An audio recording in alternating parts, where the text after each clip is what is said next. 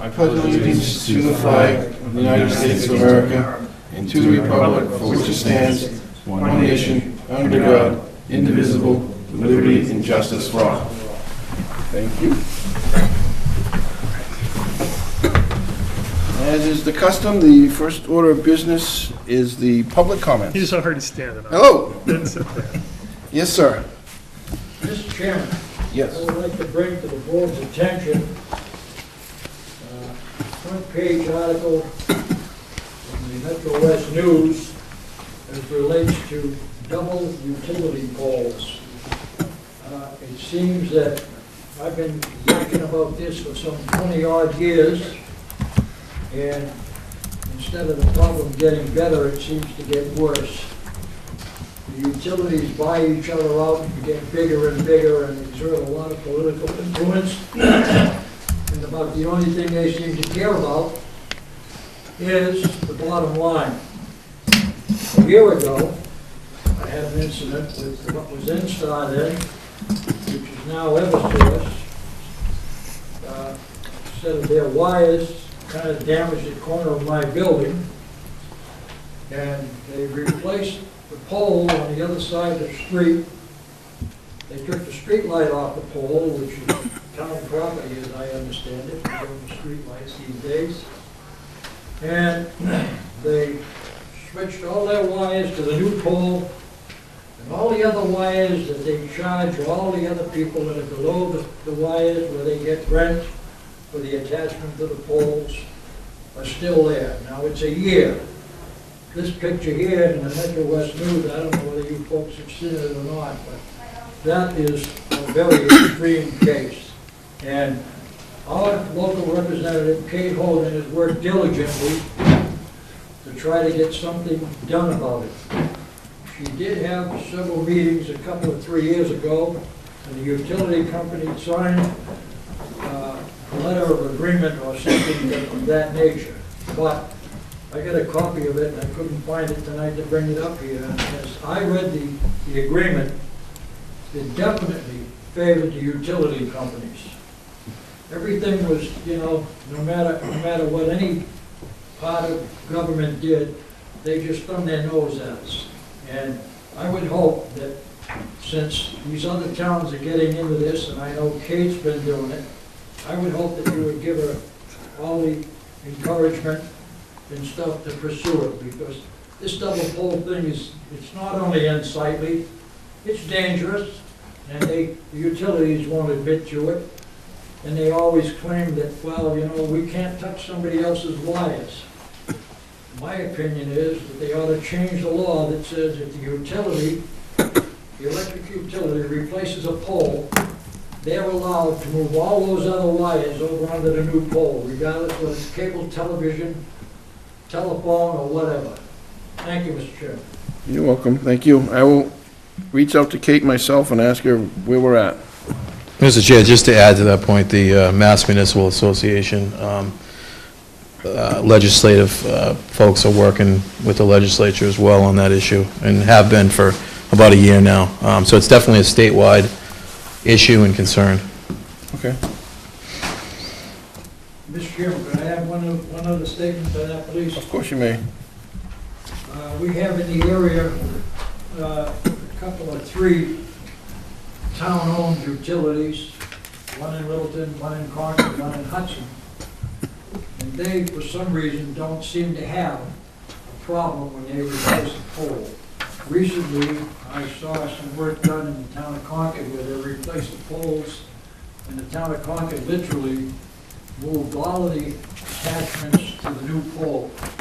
Also, when they built the Muse up there on the flat up above Swanson Pontiac, the utility came in, and of course, the developer was paying for it. And it only took them about a week to reset all the poles down along by Swanson's Pontiac and the Subaru dealer, and everything got moved. And that only took about a week. But then I guess the developer had deep pockets, and it must have cost him a pretty good hunk of money to have that done. Thank you. Thank you. Any other public comments? Okay. The next article of business is acceptance of minutes. And the minutes, one set of minutes covering November 10th and November 17th. I make a motion to move to accept and approve the minutes of November 10th, 2015 as shown. There a second? Second. Any comments on the minutes of November 10th? Okay, all those in favor of accepting? Okay. Move to accept and approve the minutes of November 17th, 2015 as shown. Have a second? Second. Thank you. Any comments on the minutes of November 17th? All those in favor of accepting? There's 5 of us. Okay. Okay, the next item is item number 3, correspondence items A through M. But before we do them, we have in our packet, we got a picture and a note from the Department of the Mass DOT about the bridge on Walnut Street, but it's not listed in, I don't see it listed in any correspondence or the consent. So it's just kind of, was floating out there. At least I didn't see it.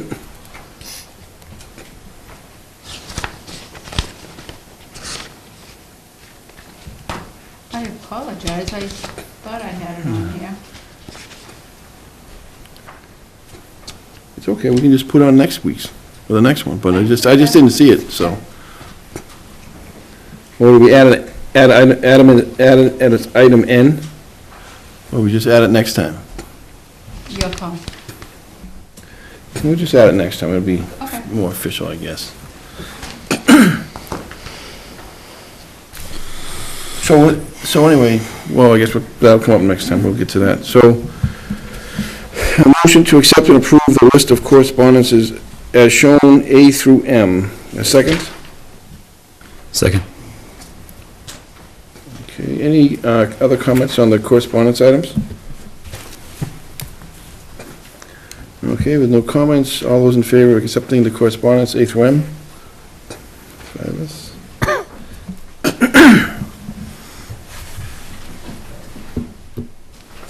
Okay. Item number 4 is the consent agenda. There's 2 items. Renewal of 2016 licenses, all the licenses and Class 1 and Class 2 lodging, housing, and automatic amusement. So I make a motion to move to accept and approve the consent items as shown. Do I have a second? Second. Any comments on the consent items? All those in favor of accepting the consent items? Okay, thank you. Mr. Chairman, Yes, sir. you have been on the liquor licenses and so forth? We've already done that, and we have signed them, and now we just had, the only thing that hadn't happened was that they weren't inspected, but we have the inspections now. Correct? Yes. So we've already acted on them. That was what, the 10th or 17th? 17th? The 17th. Okay. May I ask how many liquor licenses the town has at the present time? Yeah. Do you have that list? Yeah. 15? It's listed at the back. I'm talking about all 3 classes, Yes. Yeah, It's well, a total of 25. 25. And what about do we have any outstanding Class 2 licenses for automobiles? I think is there 3? Dealers? I mean, for Class 1 or Class 2? We are not entitled to a Class 1 automobile dealer's license in Maynard because we have no dealer that deals directly with an auto company. We have 11 Class 2s. They have to be Class 2. Right. Okay, in other words, they are what the industry now calls pre-owned vehicles. So we have 11 cars. And also, can I ask, has the board considered reviewing the fees for the licenses anytime in the last year or two, to see how we compare with surrounding communities as to what we're charging. I know the economy is kind of tough, but, you know, We did a you survey in kind of have to August. keep up with the stuff. Yeah, Becky did a survey of the surrounding towns, and we have that information. We haven't acted on it yet, but we do have the information as to what they're charging for all the licenses and fees that we have. I think most of the towns responded, right? Like, Yeah. pretty much everyone responded, so we know exactly where they are. It was very accommodating. And how do we fit in there as far as how much we're charging the people who are licensed to the town as far as the surrounding towns? Are we in the same ballpark? Are we too low or too high? We're pretty much in the same ballpark across the board. There's some where we're a little higher, some we're a little lower, but mostly you're right along the pretty much in the middle. Thank you, Mr. Chairman. Thank you. Number 5, a request for an entertainment permit for Amory Maynard Cafe, December 12th, 2015. So, Hello. hello. Yeah, Ashley. Hi.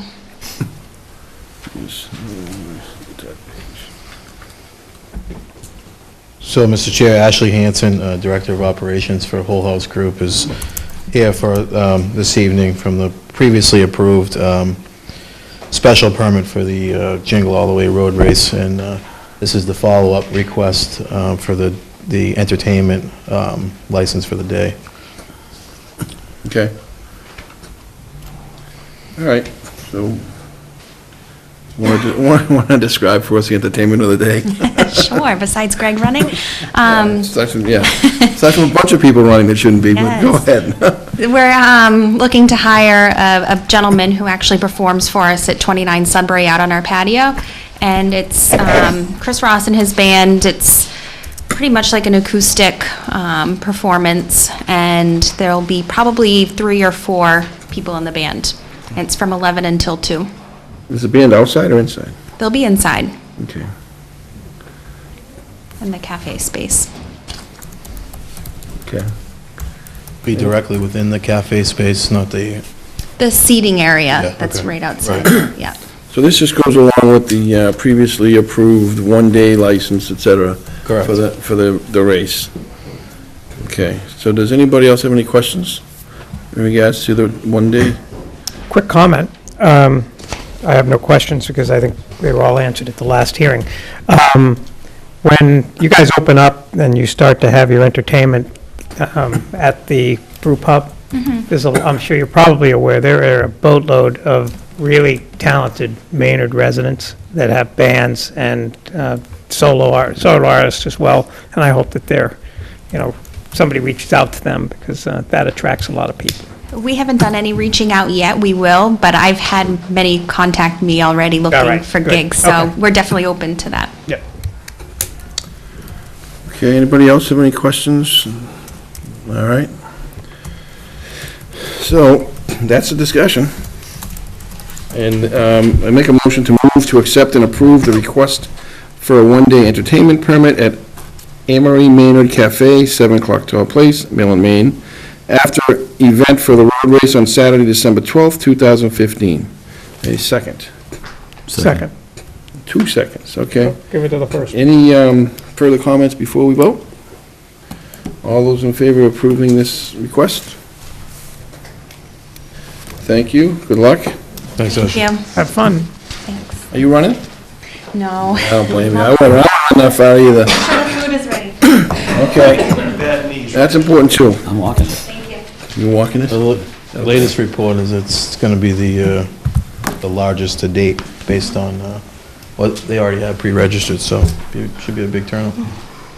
Okay, so next on the agenda is an interview with Mayor McHugh for the position of constable. But before we get to that, you weren't here because you were retired already, and we thanked you in your absence, but we'd like to thank you in your presence for your service to the town of Maynard and your commitment through all the years as a police officer in town. We appreciate and thank you for it. Thank you so much. Thank you. Thank you. You're welcome. Now, I only have one question because I don't know the answer. So, my question was, what are the duties of a constable if you're appointed to that position, and what just the general, what do they do and how does that work? They serve paperwork for the towns, the courts and lawyers, whoever has them serve, wants them to serve civil process, and are keepers of the peace. Okay. All right. Does anybody else have any other questions for Mary? Just quick question. I echo Chris's congratulations on your retirement, and thank you for your Thank you service so to the much. community. Quick question for you. Have you done this before? Is this your Well- first foray into being a constable? I have worked alongside a constable. Yep. On occasion in the performance of my duties of a police officer. Right. And I'm confident I could Oh, do the job. I'm I've sure served you numerous can, too. criminal, civil process. Yep, as a okay. police officer. Okay.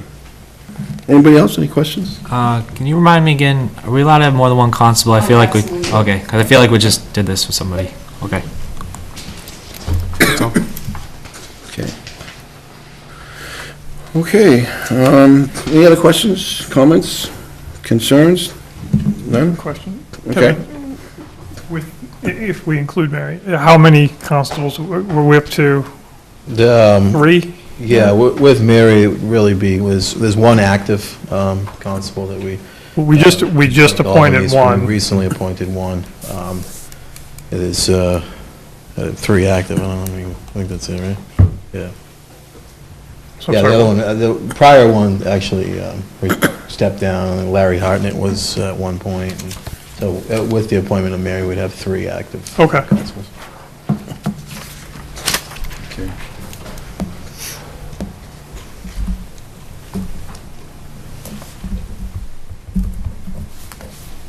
All right, okay, so if no more questions, move to the motion, and the motion is to move to accept and approve the appointment for Mary B. McHugh for constable in Maynard, term expiring June 30th, 2017.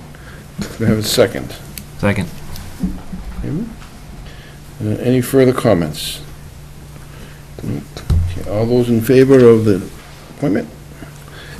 5. Thank you again, and thank you very much, and good luck. Thank you. Thank you very much. Thank It'd you. be an honor to serve. Mary, the paperwork will be in with the town clerk tomorrow, so you can stop by to be sworn in. Okay, thank you so much. Thanks, Mary. Thank you.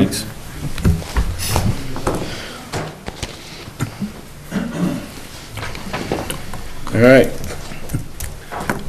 Item number 7. Item number 7 is regards to the license to use town-owned land for a dog park called Maynard.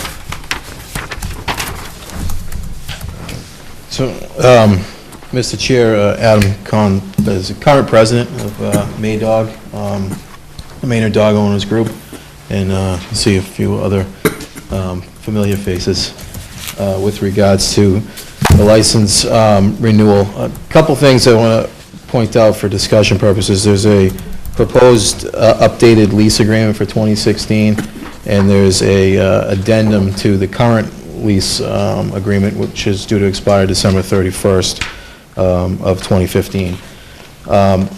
So, just to back up a little bit, Maydog and I, the representatives from Maydog and I have sat down and discussed some of the issues that had been realized over the last year of operation.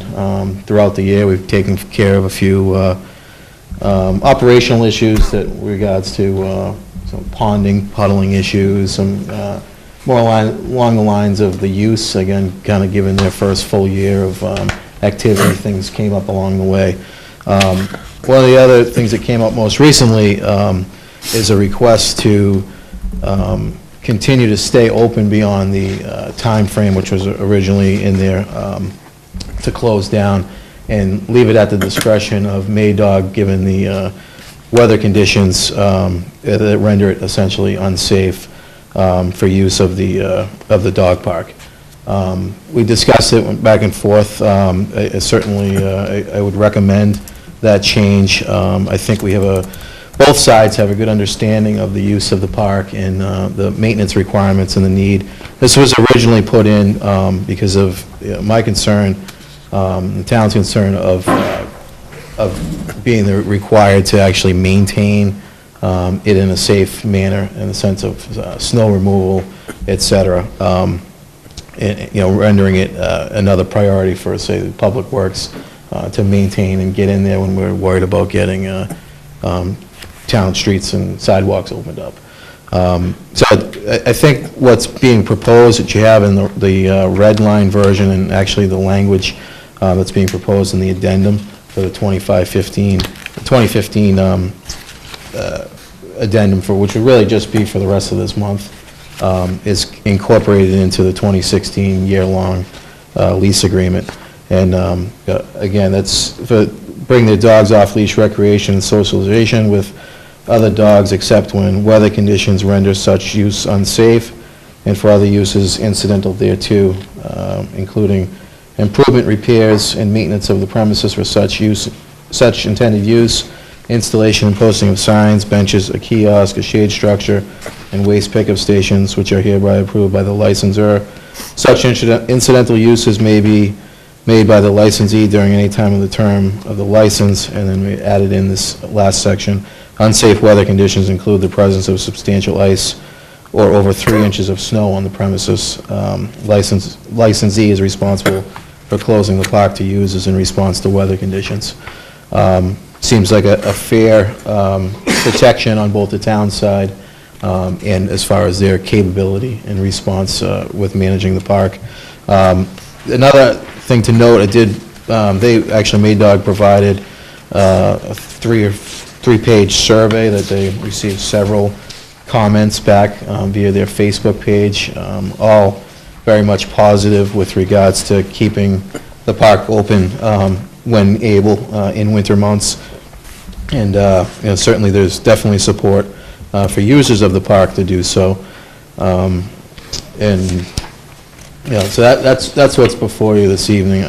Really is the biggest change as we look at the 2016 lease agreement. I think everything else seemed to function accordingly, and there were no other issues that that either side seek to amend at this time. So did I capture that Perfectly. pretty clearly? So I guess I looked at it, and I kind of looked at it, the similar situation, and we had the discussion on the winter parking ban, right? If we took last year, for instance, Maydog probably could have operated 6 or 7 weeks longer than what the license agreement would allow, for really no reason other than the fact that it says they can't. So by leaving it at that discretion, securing it, we could go into January, mid-January without any real significant snowfall and ice conditions that, could still be made available to use, so. Any questions? Just a quick question. Generally, I'm in favor of this. I'm very impressed with how you guys have worked out the whole issue over there with, the legal aspects that we were concerned about at the outset and everything else. So thank you for making it all work and I guess making it happy for the dogs. The concern, if you want to use that word, and I hesitate to, but the question I guess that I have is, even with 3 inches of snow as the threshold, parking is a concern, because obviously town staff would have to be used to plow it out. Even with 3 inches of snow, one would assume. I don't know when the town goes out to plow, and I'm concerned about cars parking along Waltham Street. So what are your thoughts on that, Kevin? Yeah, I mean, the town would not plow that area. Not plow it out. They currently, what the practice now is, they actually, again, they'll wait longer than 3 inches from the solar array folks. They do maintain and keep that area open, and so that at least they can get in. It certainly isn't enough that's all the way over to the dog park entrance.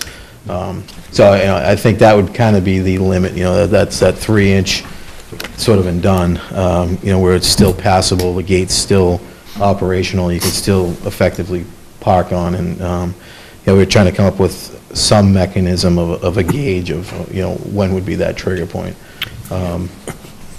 Yeah, and to Kevin's point, our concern is, with with that amount of snowfall, it becomes packed very quickly by cars and by foot traffic, which would, would create unsafe conditions. So that's when we would make the determination, if the parking lot is unsafe, then the park is unsafe, in our opinion. So, if we find that the conditions out there aren't suitable for our users, then we'll close the park. We're going to lean on the sign of caution, going forward with this. If it's 2 3/4 inches, but it's all ice, we're going to close it. So, it's not, we're not going to be out there measuring or waiting, and we're not going to rely on the town plowing that area fully. We anticipate that any significant snowfall like that will cause ice pack both in the parking lot and in the park. Dog paws are very good at creating ice. The other follow-up I have is your liability insurance policy. I know you guys have a Yes. liability insurance policy. Is that just for the internal aspect of the park, or does that cover the parking area? The reason I ask that is, with new case law regarding natural and unnatural accumulation and slip and falls and people falling or whatever, are we exposing the town, if we allow it to be opened during inclement weather, beyond what we normally would be, given the fact that people will be trudging through 3 inches of snow to get to? Yeah, to that point, Veronica probably could speak to it. Veronica is an attorney and also a board member for Maynard, and recalls probably the perimeter, but just as a side to that before turn over to Veronica, it's similar to, no different than, them using the Coolidge playground, et cetera. There's other provisions by mass statute that grants, some park type of things for, like we allow for the snow activities that the town is protected under. But the premises as defined in both the license agreement and our insurance policy include the parking area. It does, okay, fine, thank you. And we have discussed, they're in the process now of providing an updated certificate of liability that will be provided and made a part to this 2016 agreement. I don't have a concern, I have a question just on standard operating procedures. So, times that the park was actually open, I don't see that reflected in here. What time does it actually open in the morning? It is sunrise, from sunrise to sunset. There's no, if there's no sun, there's no dogs.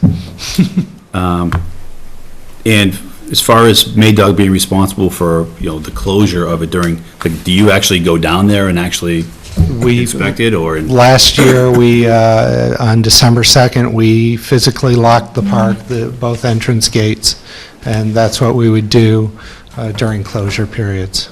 Right.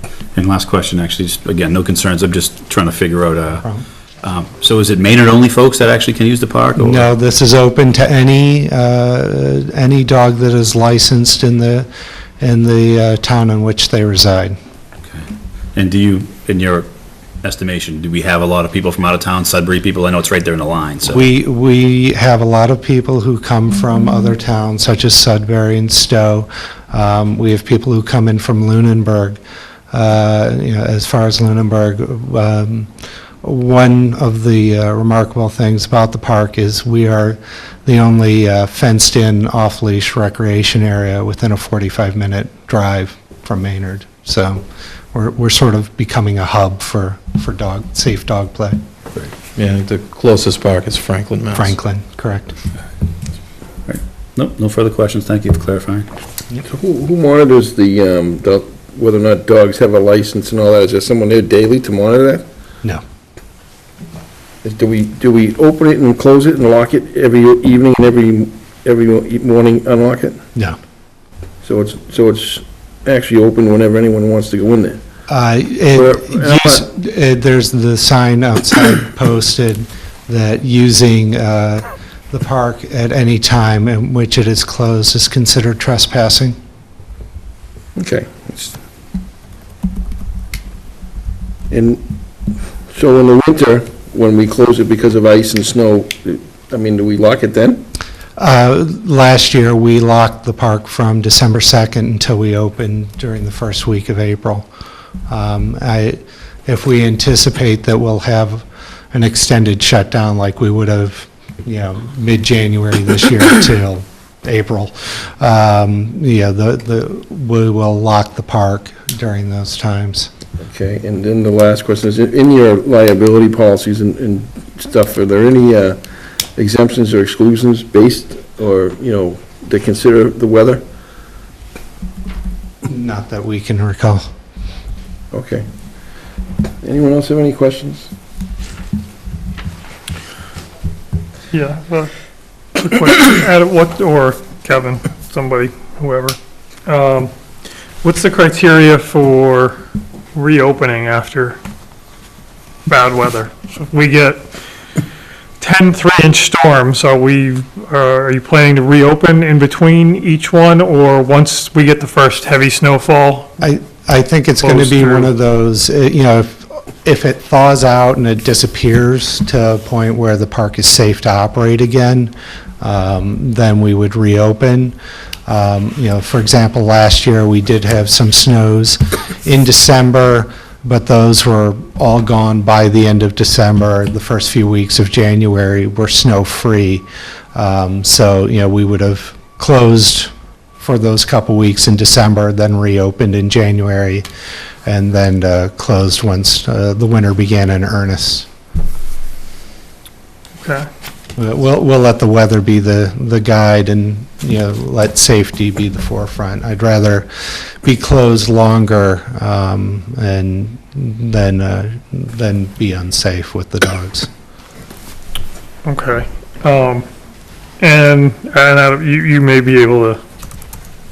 You may know this, you may not. I guess when the park does close, I assume it would go out on Facebook, or? We would make announcements over Facebook. We're currently in process of putting up a kiosk at the park where we can, have a sign that says that the park is closed due to weather. And we do have an extensive mailing list that we can also send out to everyone. Okay. So, and, with locks on the gates, that would be the final. You've made it through 3 barriers of notification. This should tell you no go. Okay, thank you. You're welcome. Any other questions or comments? Okay, there's two motions. The first of which is a motion move to amend the language as proposed in section 4.0, permitted uses for the current 2015 license agreement. With a second. Second. Terrence. Any further comments about this particular motion? Okay, all those in favor? Okay. And the second motion is move to accept and approve the renewal license and renewal lease and license to enter and use town-owned land for dog park on Waltham Street. Do we have a second? Second. Any comments on the second motion? You have a quick question for Kevin on the second motion.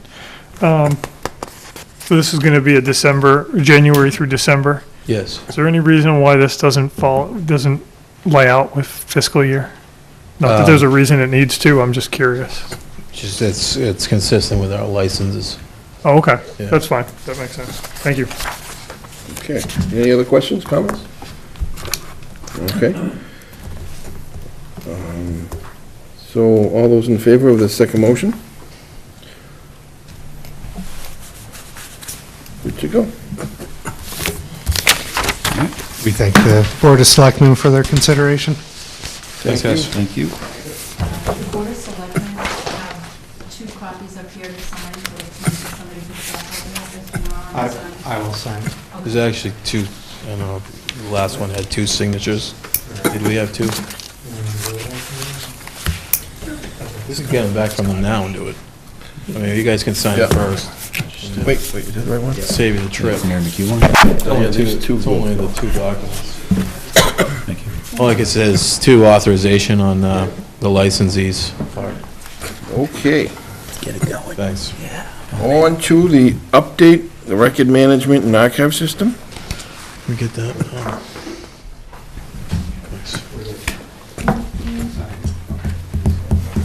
Yeah, there's two.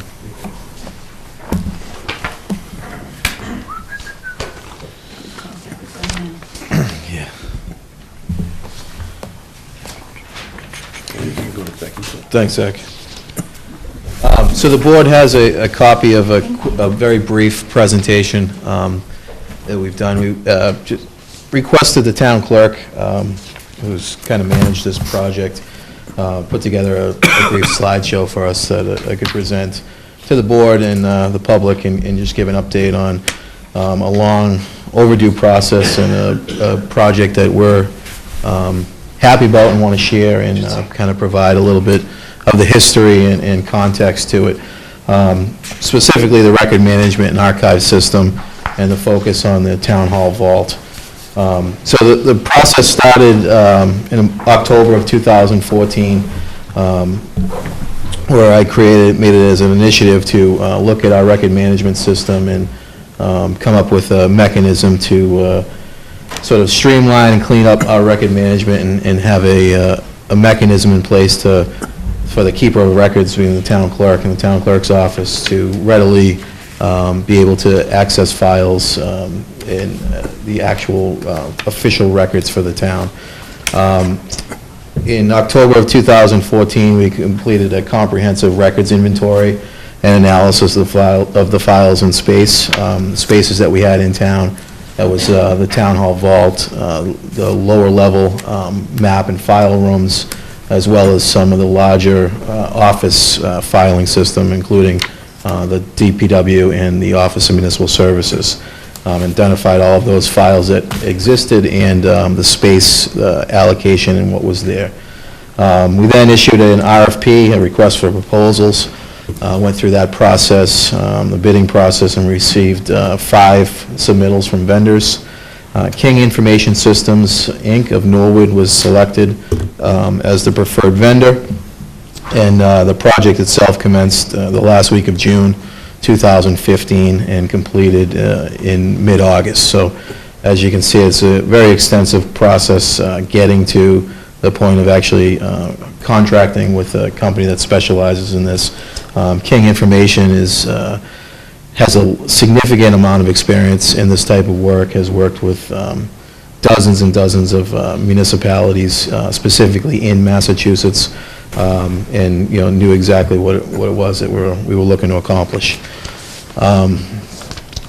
So again, the board does have this as a PDF file in the Dropbox and can follow along. It might be a little clearer there.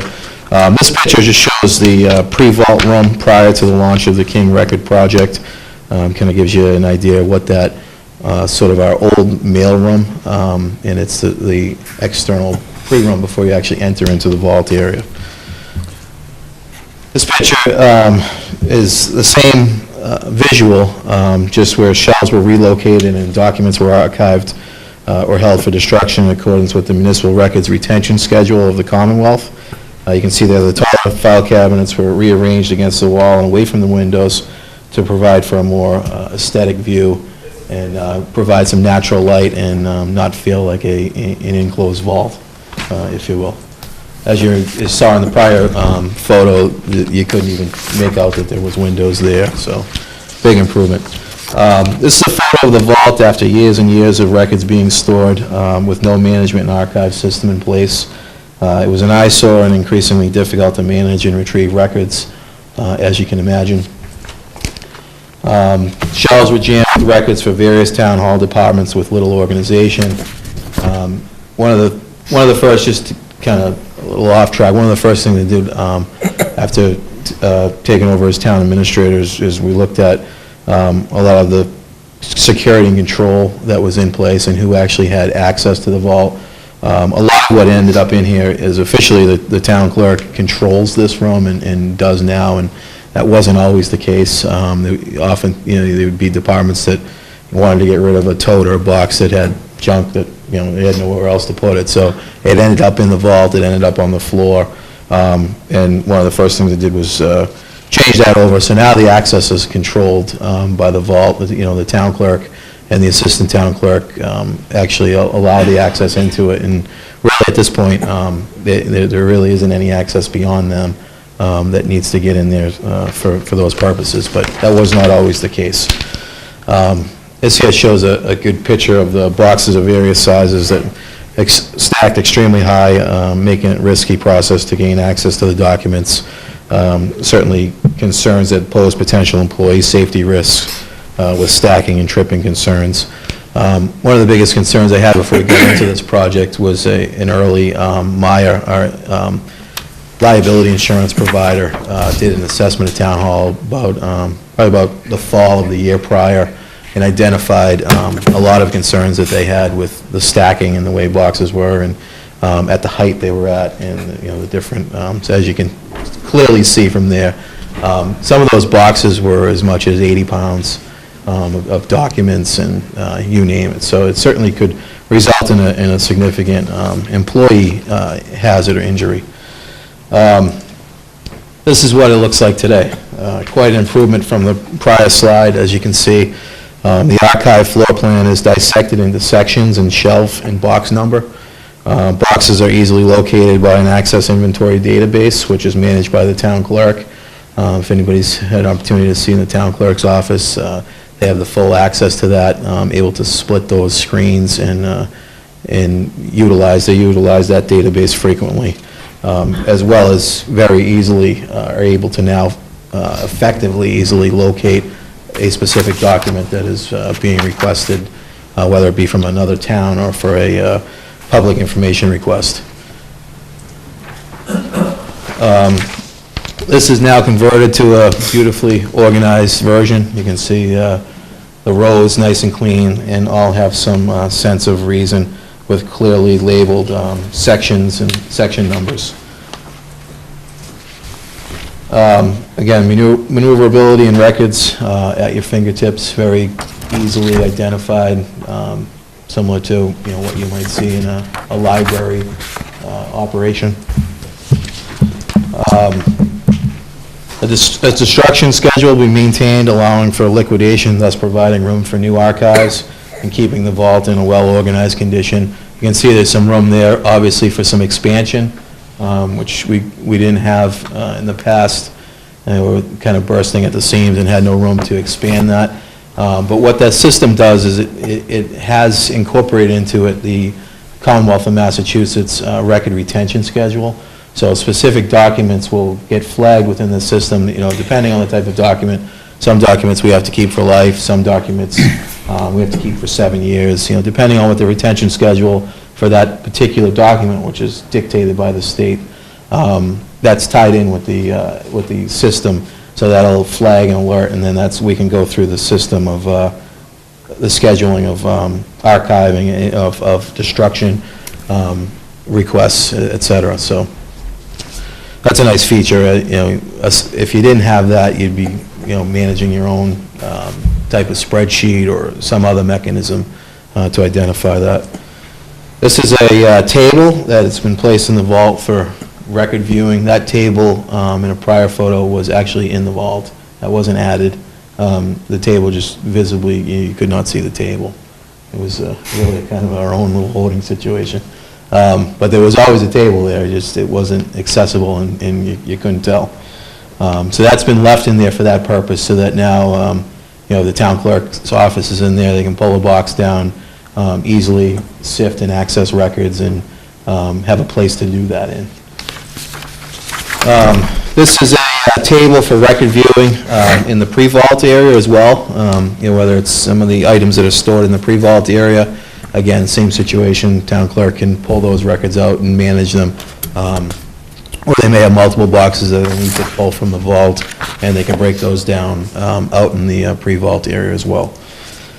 So this is a slide of recently, in the last few weeks ago, after receiving final clearance from the Secretary of State, the Commonwealth, and it was time to shred. As you can see, massive amounts of documents that we did shred and safely and securely destroy.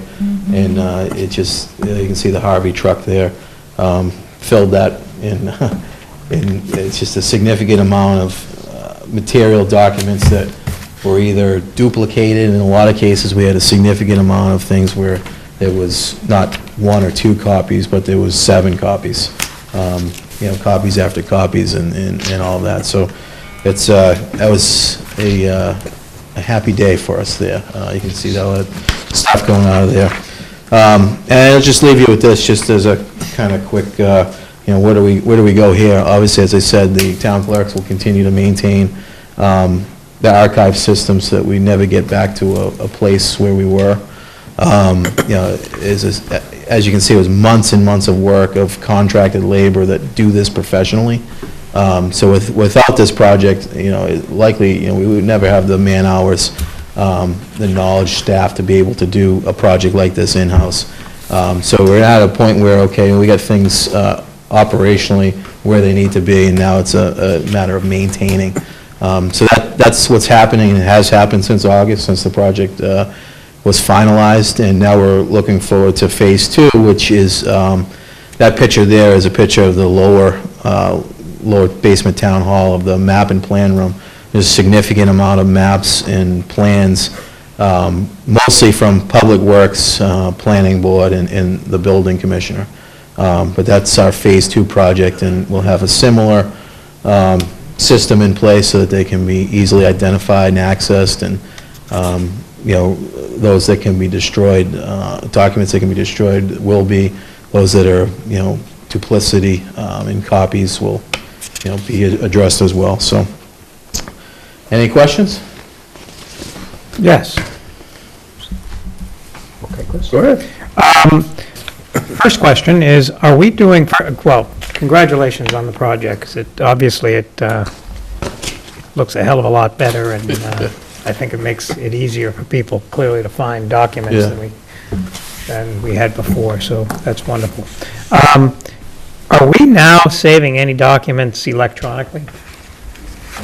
Yeah, so a lot of the originals now, what we used to do, that was part of the system that King Information provides, not only, the actual physical document storage, but as a mechanism they've laid out, meeting with each individual departments on what they need and what they have. Ultimately, the town clerk's office is the official keeper of records, so they will hold on to an original primary. What we've done is we've gone over to, even within our offices with instead of requesting 6 original copies of, say, contracts now where every department has one, we're looking at now creating a centralized access point where documents can get scanned and department heads can have access to those, as well as the individual departments maintaining a scanned copy.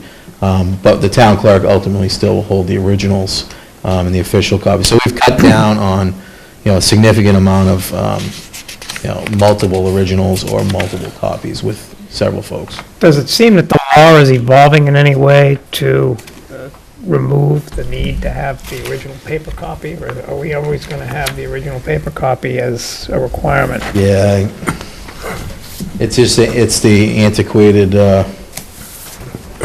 record retention that the state has. It's the ability to prove that it's the original that's holding them back. Better photocopiers, editable PDFs. It's creating an original issue. Yeah.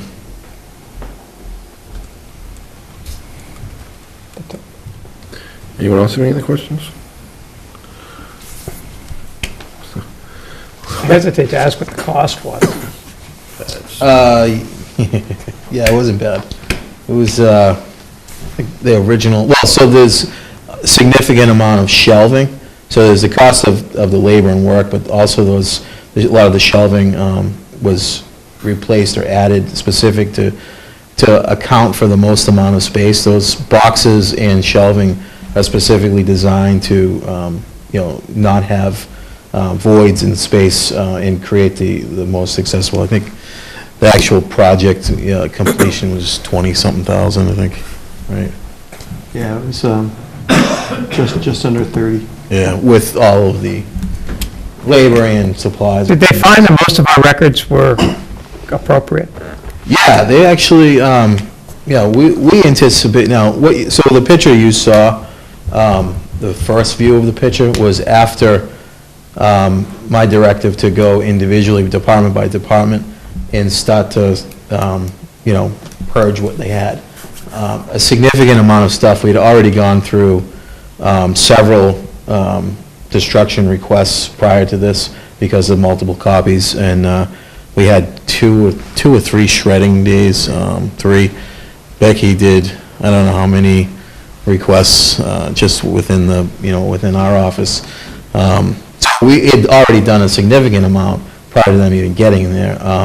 And we expected feedback to be a little harsher than it was. They said they've seen a lot worse, and, the staff as a whole, was doing a good job, but.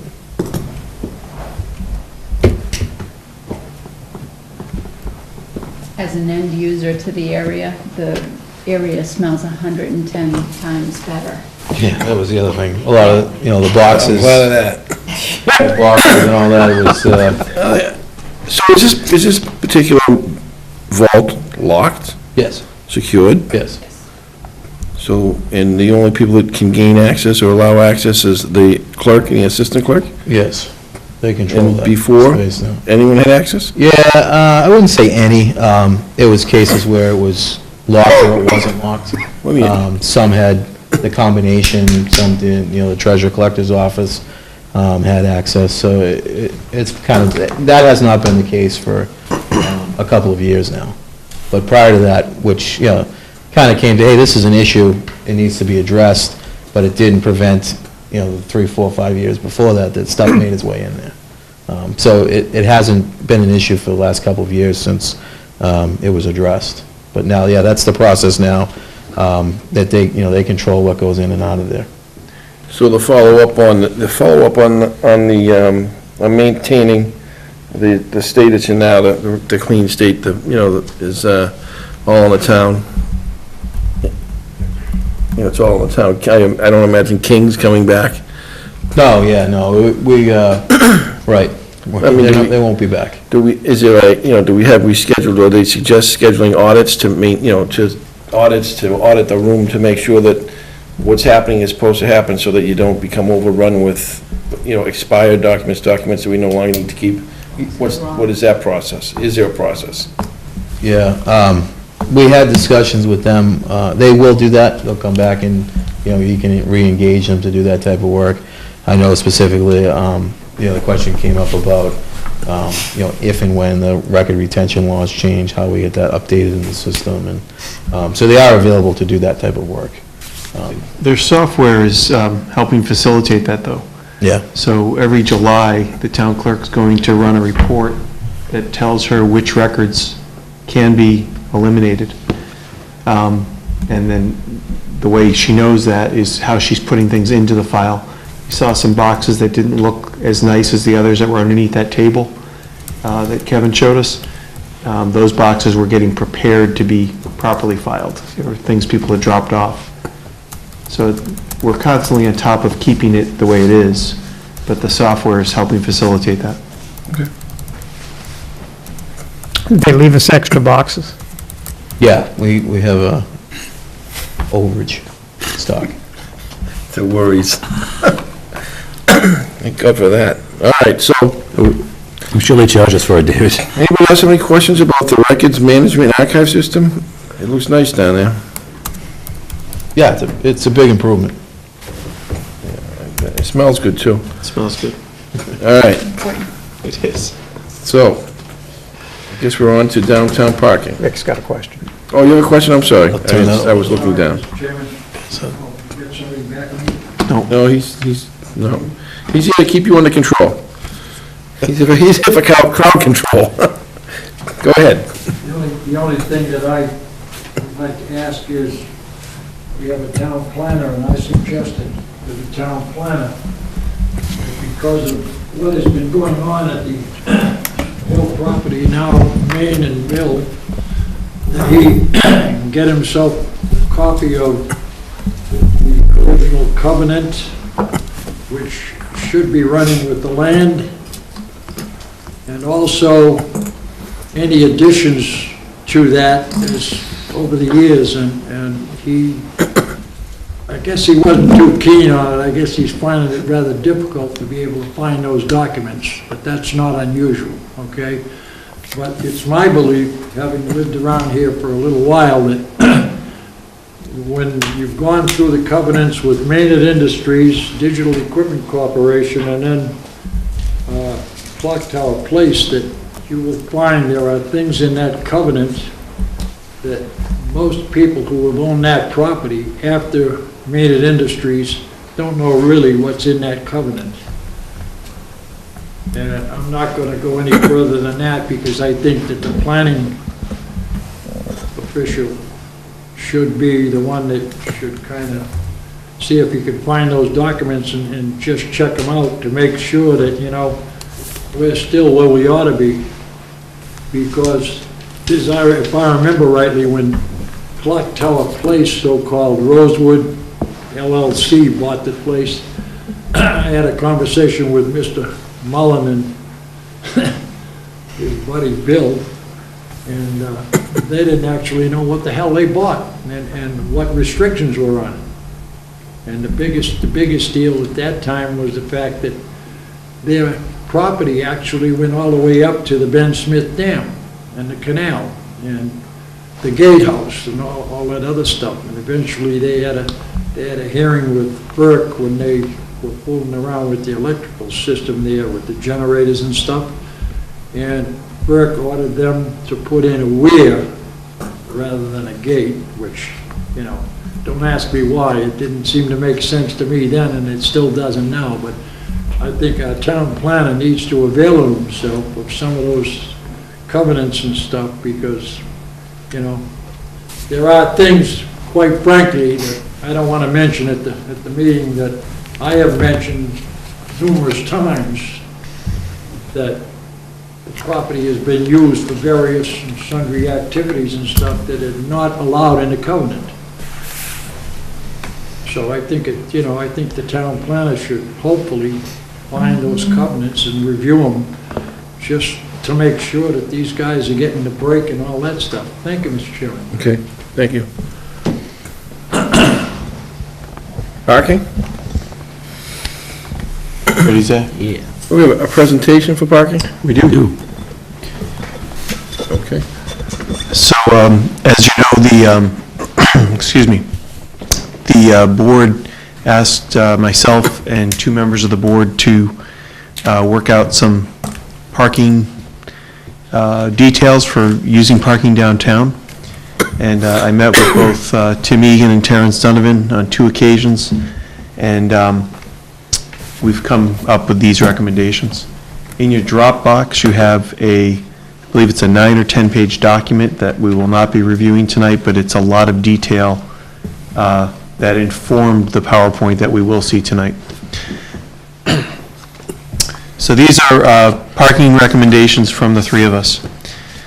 So the subcommittee reviewed a lot of data, inventory of spaces, how we do the collections on meters and parking tickets and so on.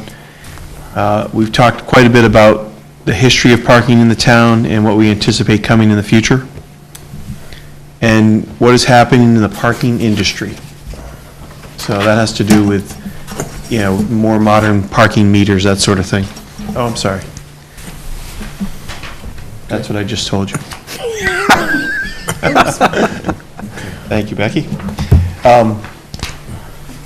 So the next thing that we talked about, we looked at other things as well as the sort of the demographics of the parking downtown, but we also looked at the peak demand, the issues involving residential parking downtown, customer parking, employee and employer parking, and then some of the issues that you've heard about in this room before. For instance, there seems to be some demand for short-term parking, people who want parking in front of their takeout business, for instance, or in front of the post office, and the need for overnight parking downtown. Then also, we looked at the impacts and costs of some of these things that we were exploring. What would it cost to solve this problem or make this change? So we came up with a three-phase approach to the solutions. The first phase would be to provide permit parking for employees and downtown residents. A second phase would be to change our physical lots, the rates we charge, the times that we charge, what we charge. And phase three would be actual changes to the metering and our enforcement program. Those three things, I'm going to review phase one in more detail in a moment, but I'd like to take just 3 minutes and 33 seconds to run a quick video. I'm going to need Zach's help here. This is a video that is of, is it under Chrome? Oh, you got it, Zach, I'm sorry. This is Arlington, Massachusetts, and their parking program, and there's several points in it that I think are relevant to the discussions the three of us had. And I'm going to let Adam Chapinade, the town administrator of Arlington, make the good points. Go ahead, Zach.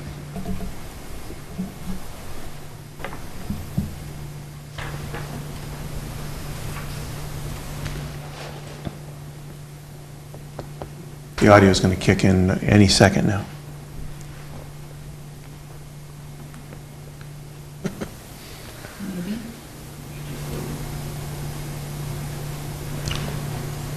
We even tested this beforehand.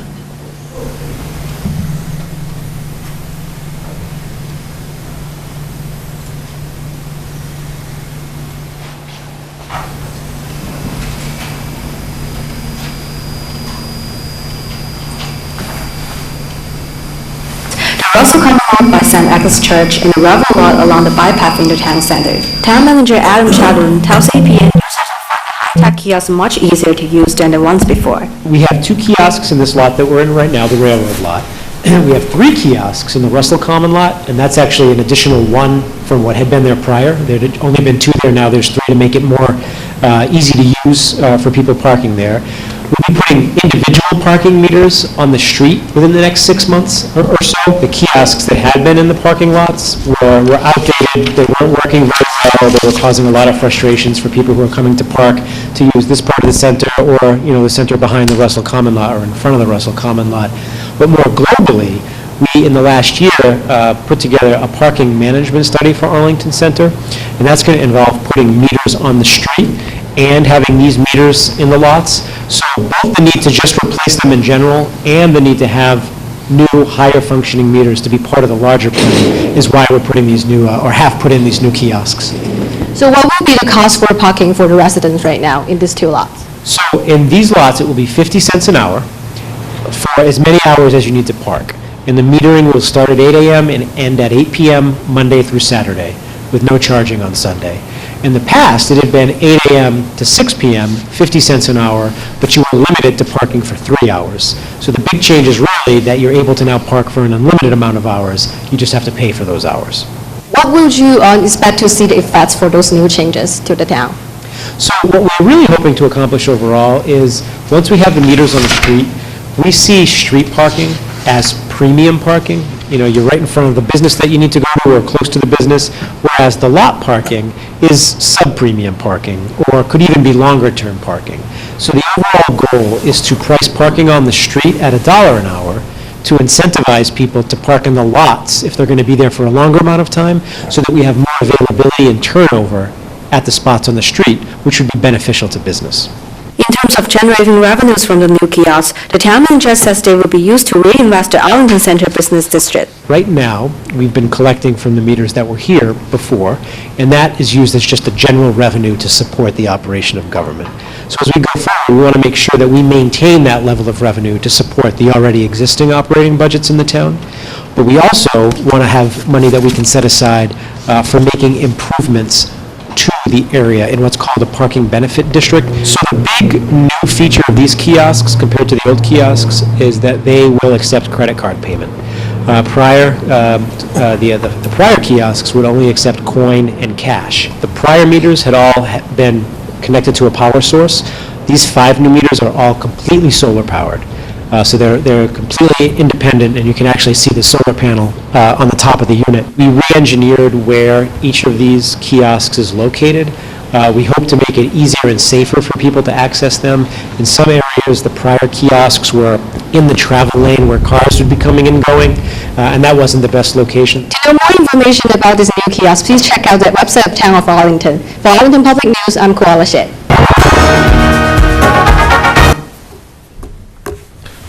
Thank you, Zach.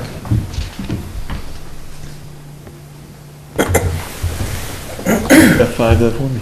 Oh, thank you. Excellent. So Adam made quite a few points that we've discussed in the past. I don't know how many of you have heard these, but certainly Terrence and Tim and I had these conversations. A couple of things I want to make repeat. They've got a rail trail right on the edge of one of the two parking lots where they put the kiosks in. We have something like that coming to this community soon. He talked about using the lots with the kiosks. You don't have to make a big investment in meters and installing and managing a whole bunch of things. You have 1 unit per lot.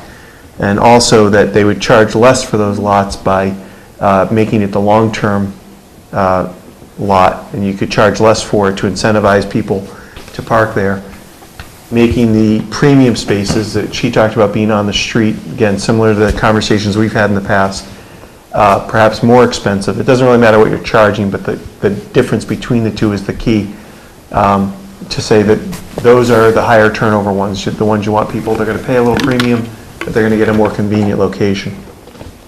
So I thought those were some good takeaways. And the last one was this board or the previous board had the foresight to put some money into our business enhancement program that was equivalent to the money we've been collecting in our meter programs, roughly $40,000 last year.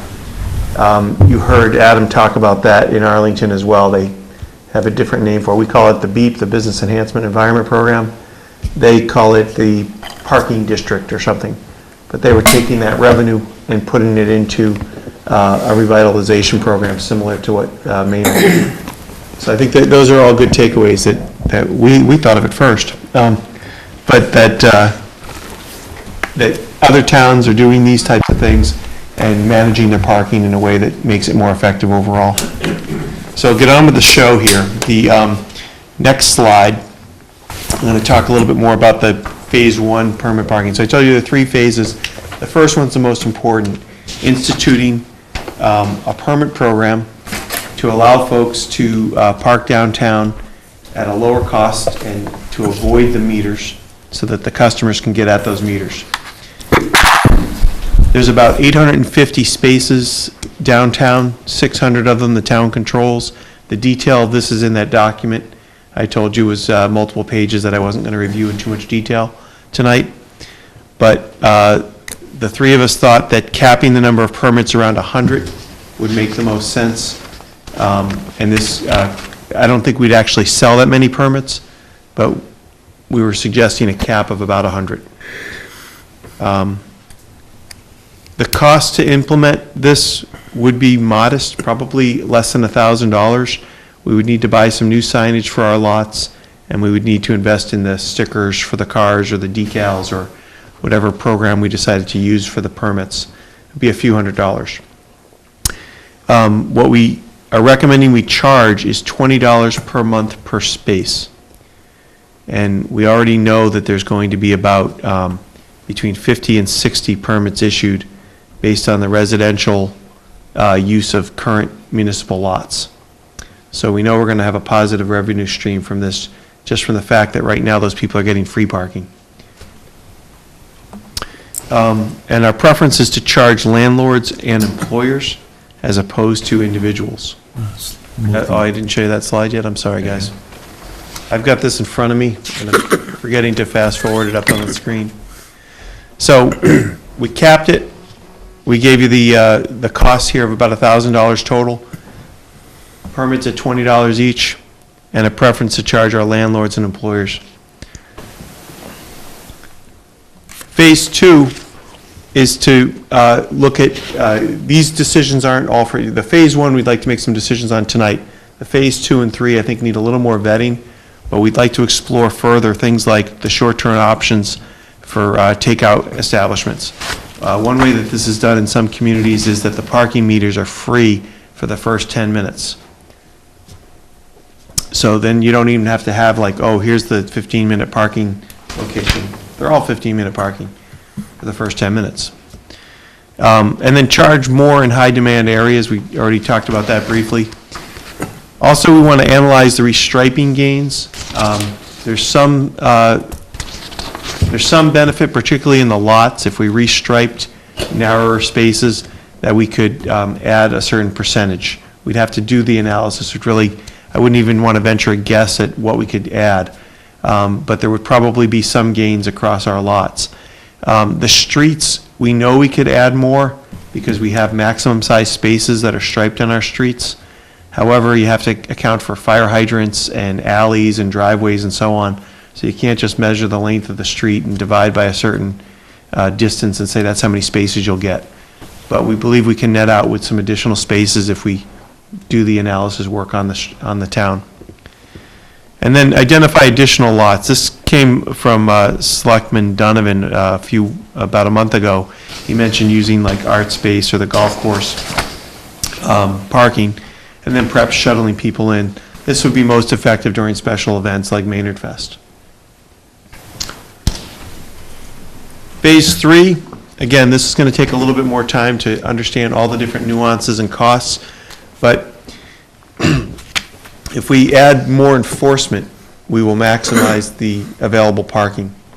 And so what we would recommend is that we change our meter enforcement program, which right now is during Monday through Friday during business hours, and change it so that it matches up with our peak demand times, which is in the early evenings, most days of the week, and then all day Saturday.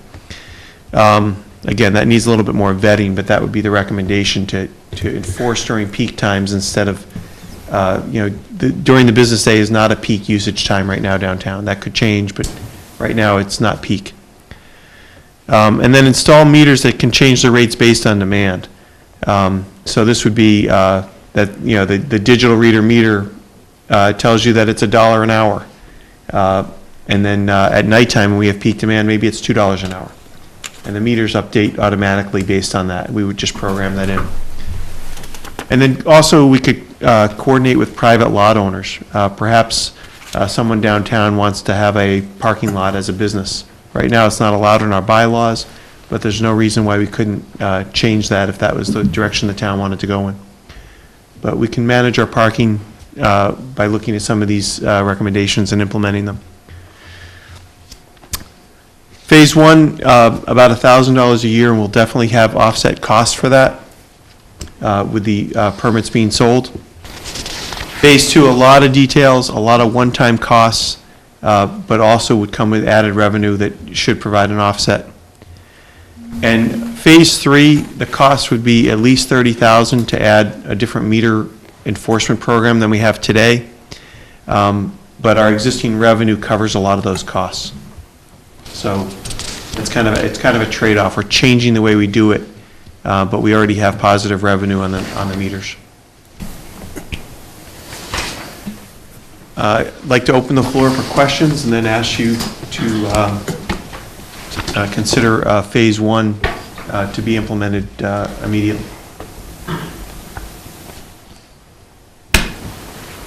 Okay, I have a question.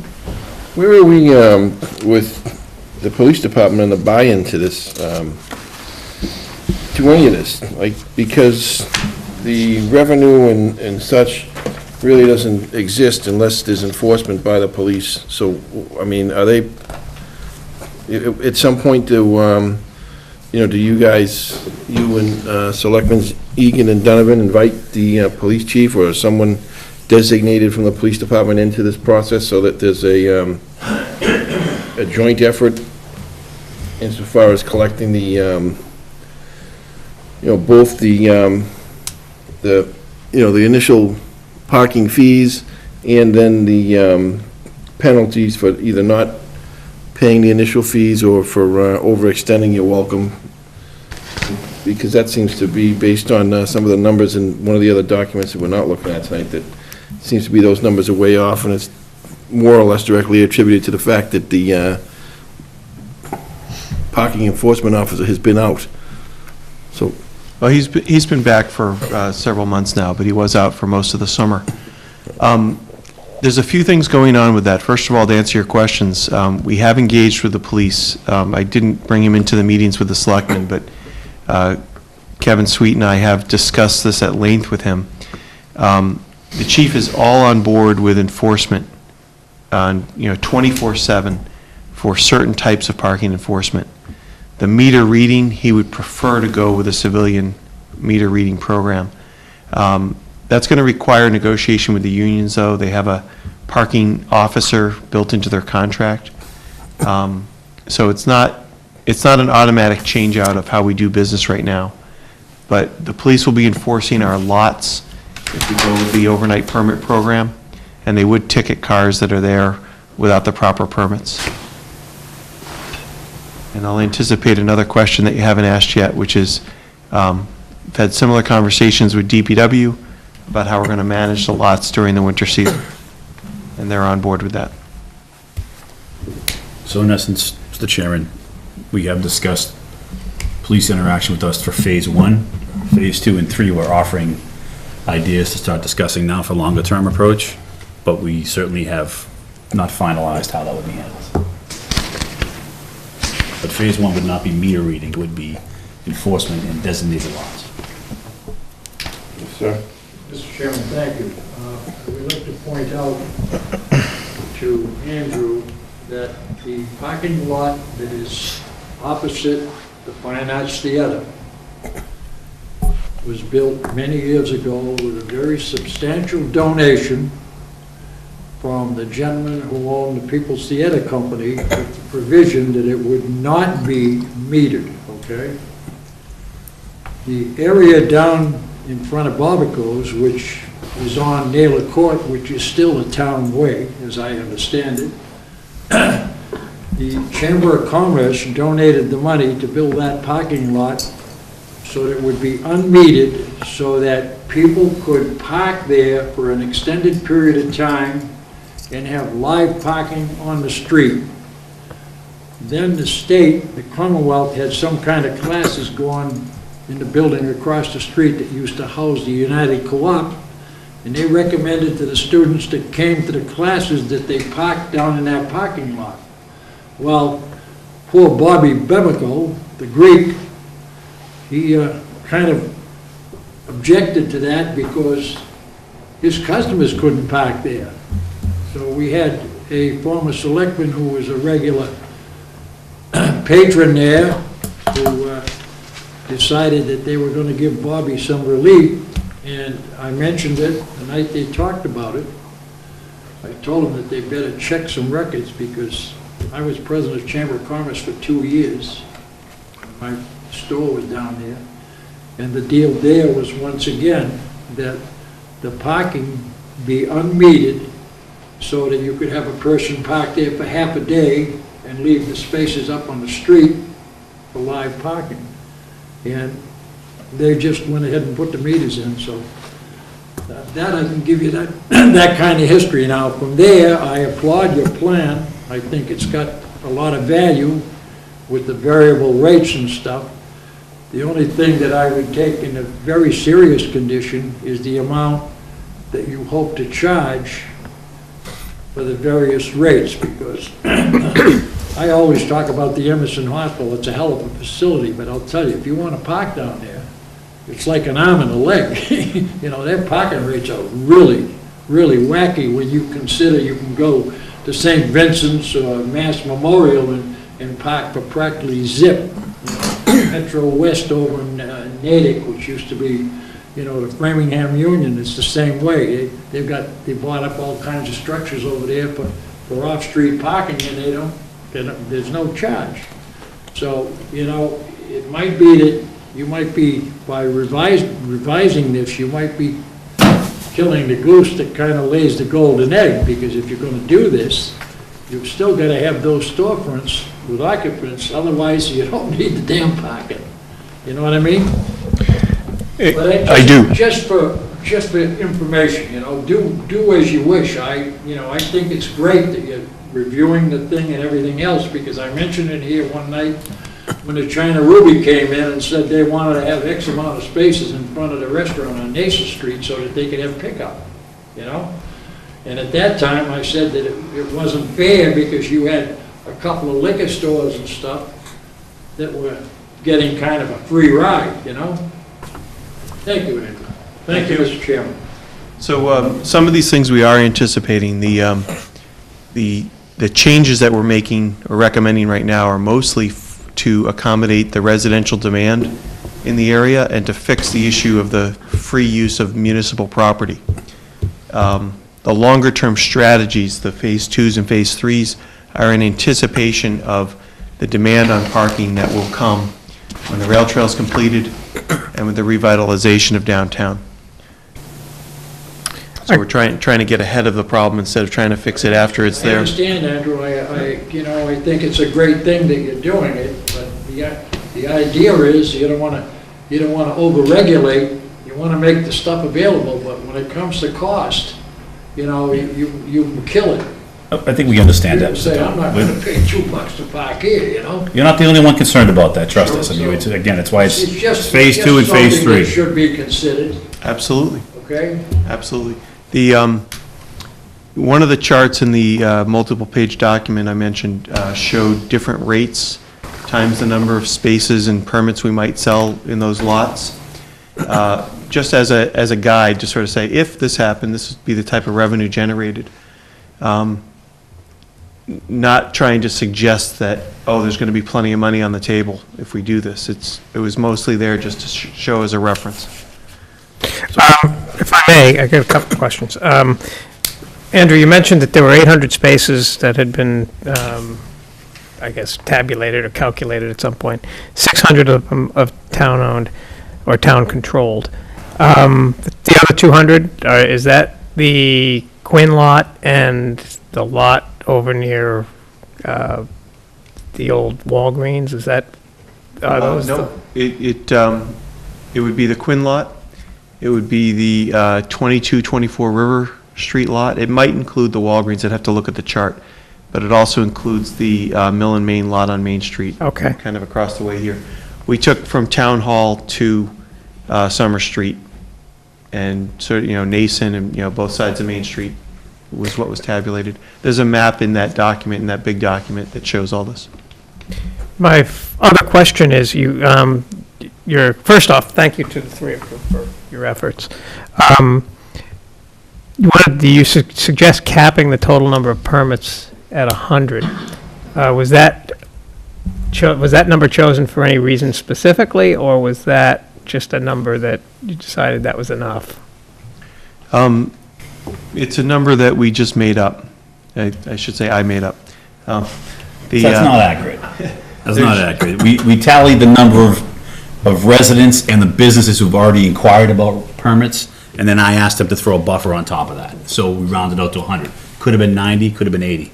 100's a nice round number. Do we know how many residents there are that have, right now, I'm are in need of- anticipating about 60 to 62 permits will be sold to residential demand based on the existing known usage or requests. Okay. I don't know, but I believe that there are some apartments in the down Main Street further away from the municipal lots, let's say down by the Halfway Cafe and so on, that there's some apartments up above, and there may be some demand for parking from those as well. And would these permits be limited to specific spots?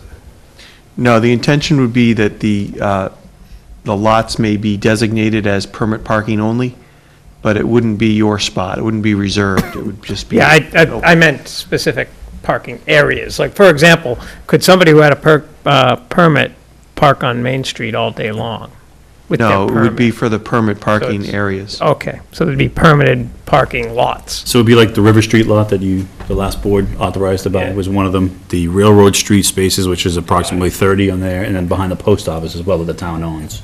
Okay. Those are the ones that come out to about the 62 number that we were discussing, and then the buffer on top of that was the 100. And that wouldn't prevent people from parking there, for instance, on the River Street lot if we added a kiosk for paid parking. But by having designated permit parking areas, the enforcement from the police side is much simpler.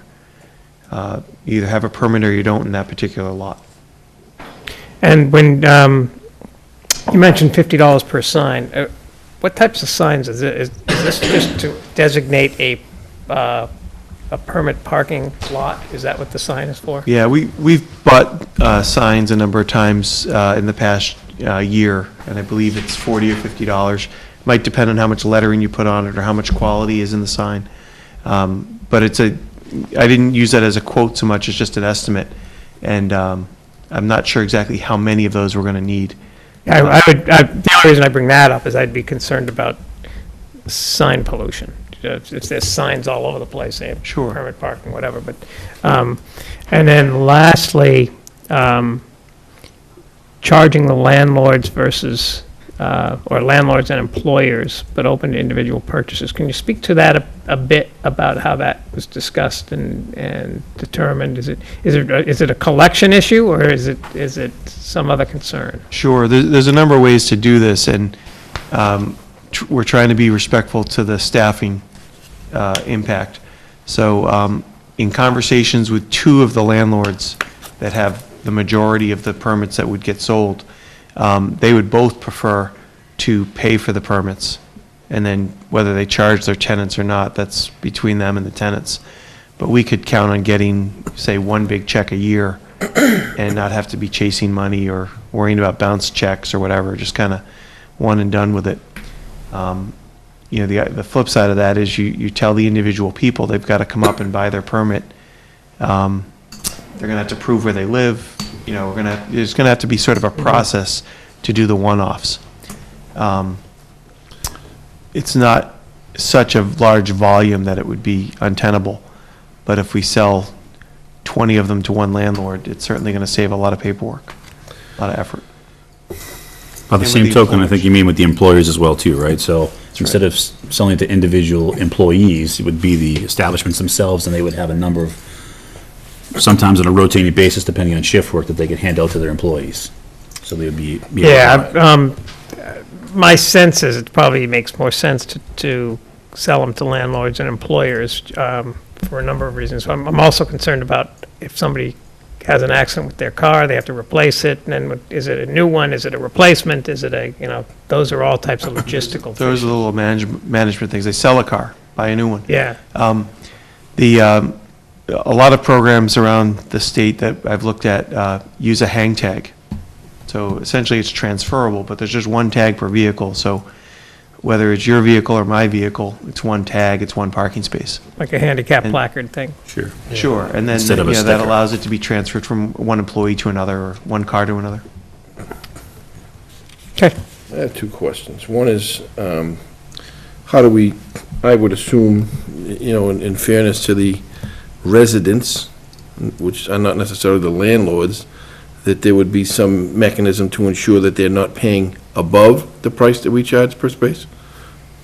Like, as in, if I'm the landlord, and I buy 30 of the spaces for $30, why am I not gonna charge 50 and make a couple $100 at the expense of the residents? Yeah. Resale to the It's a concern. tenant. I can imagine, if you'd prefer that we sell directly, that would be the only way to really manage that. It's I would imagine the marketplace would correct for a rent increase, but, I don't prefer that we sell them individually, because I think, the people we're gonna have to assign somebody to that task, and some people are overburdened anyway, so there's no sense in that, but I'm just more concerned that it's not becoming a profit center for some of the landlords who are in town, who are less than attentive to their properties as it is.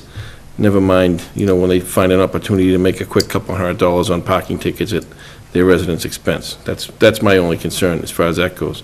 But the other piece of it is the other question I have is, how are these particular permits affected by the winter parking ban? And are these overnight, or do these, are we expecting people to park their cars and then go home? Where do they go at night? Are they parking in those spaces at night? Are they 24 hours, that type of thing? that's the purpose of this permit, is to provide that overnight basis for those 60 or so downtown residents that, again, are already using municipal spaces, and we're not enforcing it. And this provides a revenue stream and the ability to enforce it, or the impetus to enforce it, I should say. are we, I guess, the next question would be, when we have snow and we have issues in the parking lots, I mean, you're parking at your own risk? It'd probably give you a brain cramp for me to go over the snow process that I've worked out with the DPW, but there is a process in place, and we'll be testing it this winter if this is approved, to plow appropriately the lots the town owns. We've been doing it for years. We've added one lot since last winter. But they're going to continue to plow, and they're going to have to work around permitted vehicles that are there. One example, without giving you too much of a brain freeze, is the River Street lot has about 30 spaces in it, and we anticipate demand for about 8 to 10 cars, based on the landlords we've spoken to down there. If we ask them all to park on one side, which they probably will anyway because it's closer to their homes, the DPW can plow the entire lot, and then those people can move their cars to the cleared area, and the DPW can return. They usually hit lots and multiple times during any storm anyway, and clear that other area. So it's low management from the DPW end, and it provides the clearance that's required in a reasonable, timely manner. It's going to be a little more complicated in some of the lots that are more congested, but the same philosophy applies. In that larger documentation, Chris, that Andrew was referring to, there's some bullet points about some of the details already being in place with both DPW and the Maynard Police Department around the snow removal process as well. Yeah, you're being a city boy, you know snow, and you know what people do in the snow, so it's just a concern, and I don't know that, We're thinking of heating all the lots, but we didn't think we could afford that. I'm sure there'll be people asking for heat and everything else, but, the guy that has a new car that doesn't want to get it scraped or scratched is not going to park on the same side as his other 7 neighbors, and you're going to have cars, and you're going to have to plow around them, and it's just a concern for the any damages that occur and that type of thing is a concern, really more so than, how carefully they're going to be plowed, and then it becomes a case of, oh, yeah, you hit my car, well, how do you prove you didn't? It's just snow and cars and that type of thing is just a concern. Selectmen Egan and Donovan and I were talking about this last week, and some of the parking programs that are out there have gone through various iterations over several years, where they've added, 2-hour parking limits or added spaces to certain areas that didn't used to be open parking or restricted parking. I imagine our program is going to go through that type of evolution as well, where we'll see how this winter goes and we'll make adjustments to it. We're going to have one overnight lot or several overnight lots? What we're envisioning is the Railroad Street lot, the post office lot, and the River Street lot as being the, designated for permit parking. I would also anticipate having to add some permit parking into the downtown around the basin, but it would be a limited number, maybe 5 spaces or something. Aren't we losing 2 of them to the rail trail?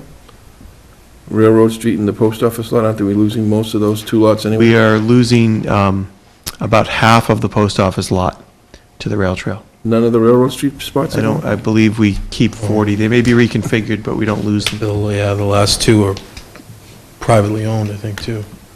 But yeah, no, there might be some impacts during construction, but with the final permanent easements, there's no impact to them. Okay. But definitely losing, I think, 10 or Yeah, the post office lot is a little bit, it's unclear how many spaces are there because some of it's dirt and unkept, and but I believe there's 23 spaces and we will lose about half. Yeah. Maybe 10, I think. Okay. Anybody else have any questions or concerns? How do we advertise the We're going to walk with sandwich boards on the 6th. Yeah. the fact that these are available? I haven't explored that. We'll use the same means we generally do. Our webpage, announcements to the public. We'll be going down to some of the downtown businesses to talk about the employee-employer. If they're interested in it immediately, But certainly as parking gets tighter over the next year or so, I'm sure we'll start seeing more demand for it as well. But we're going to start with the landlords. We've already had conversation with 2 landlords.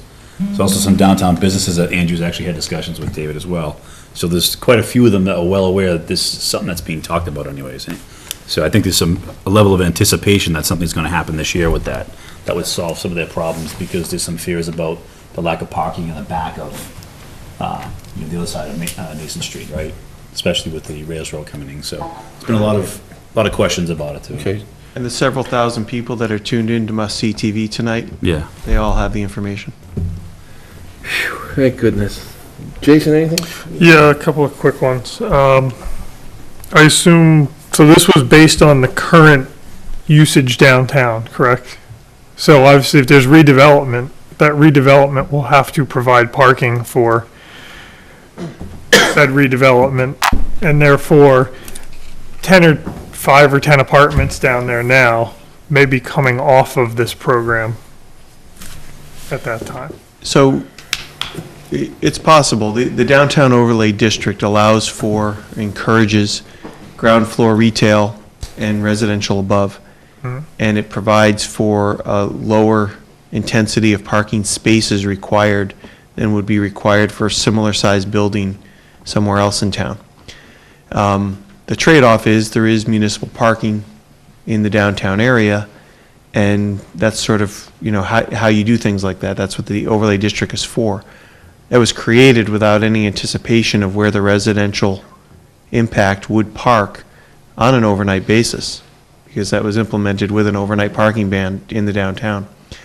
The only business right now that has created under that downtown overlay district zoning is the Nexus Dental Building at 10 Main Street, and it provided 100% of its own parking. Correct. So, but that's a big parcel that was available and had the space to do it. Some of it's underground. That's not going to be the case at some of the other lots, some of the other parcels in town that might get redeveloped that way. So I would anticipate seeing, maybe that 100 permit number might have to change at some point in the future, but we're probably talking about, a decade out. The pace of redevelopment isn't that fast. Jason, Perhaps what- longer. So okay, you're talking about changing. Are you talking about that permit number goes up? Well, if the 10 Main Street building became the norm, and over the next, say, 30 years, there were 5 or 6 or 8 more buildings like that downtown, and none of them would have the parcel size that particular building has.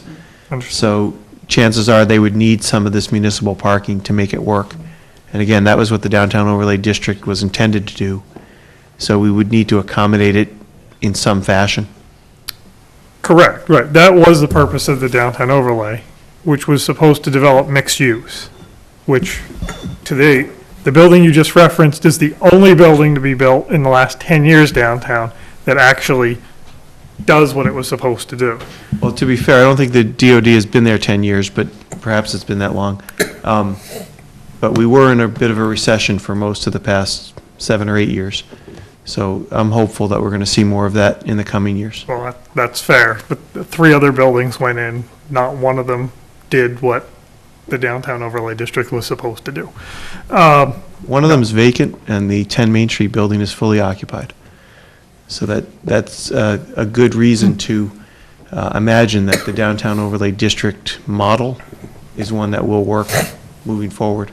Yeah, my point isn't that it's a good or bad model. My point is that we've gotten one building in there now that, yes, it did go in with reduced parking because it is a more dense area that's expecting to use street parking and some municipal parking to offset what reduction is already there. My point was just that you have places down there right now that have no parking whatsoever. So therefore, even done under DOD with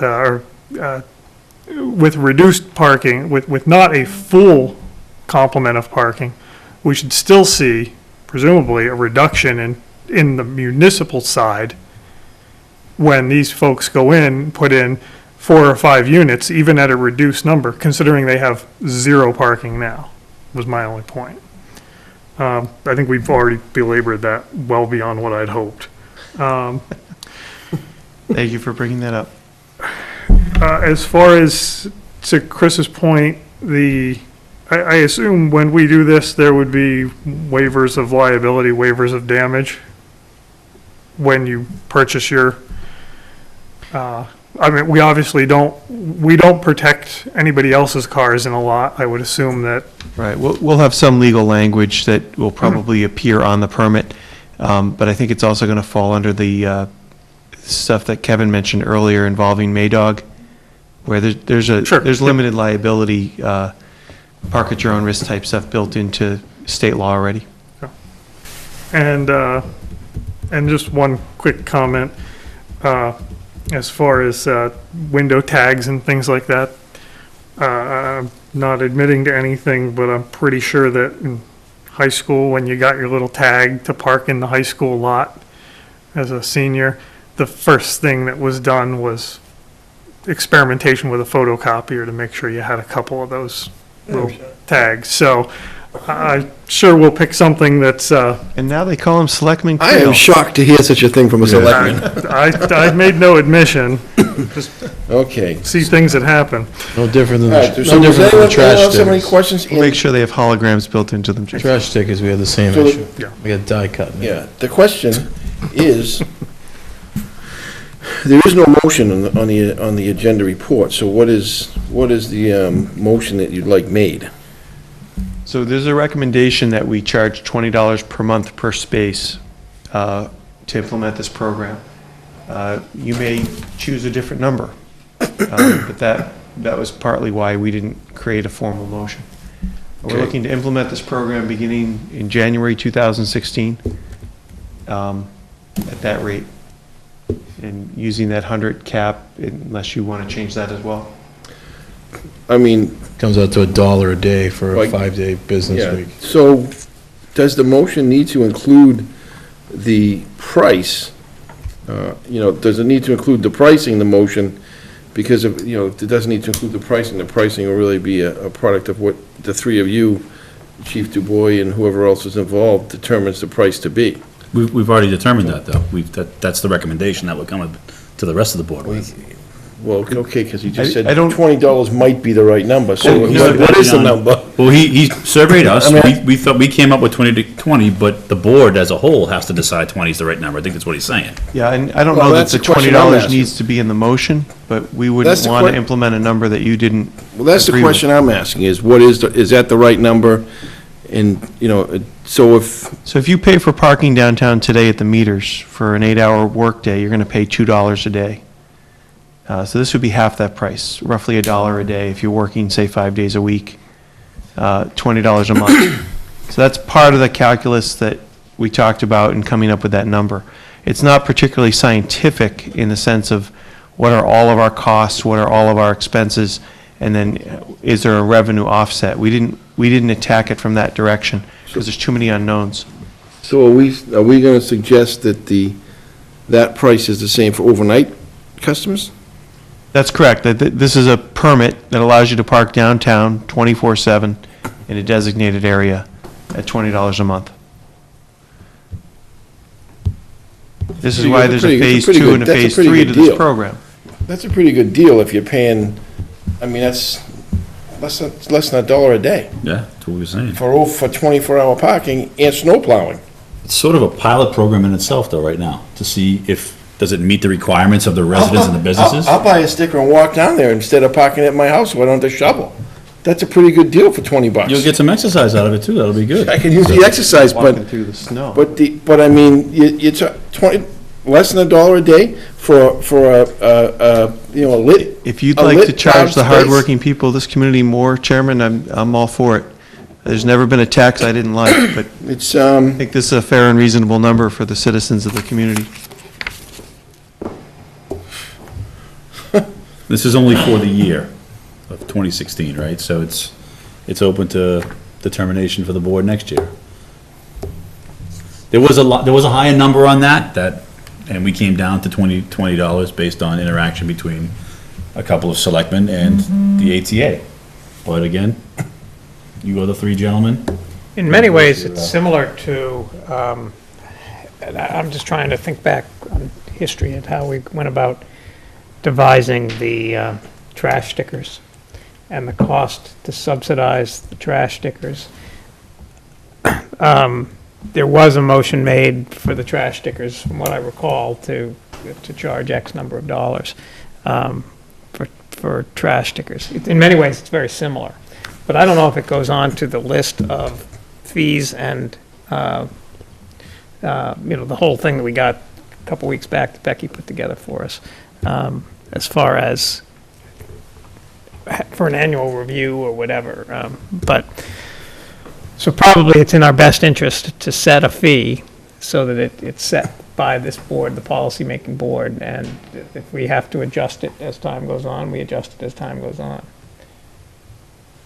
The only thing I will say that we didn't talk about, Andrew, and I was just thinking about this as David was going, is if we're gonna open this up to the businesses like we talked about, I would prefer them to actually be registered in town as a doing business and have their business certificate, because there's some people in Maynard that aren't doing that, and we don't even know they're here, right? So I would like to make that a requisite, that they actually have to come and file in town that they're actually doing business in this town before they're granted a permit from an employer's standpoint. That's one of the things that I think we should add in there, that Andrew and I and Tim didn't talk about. I'm not sure I understand what you're suggesting.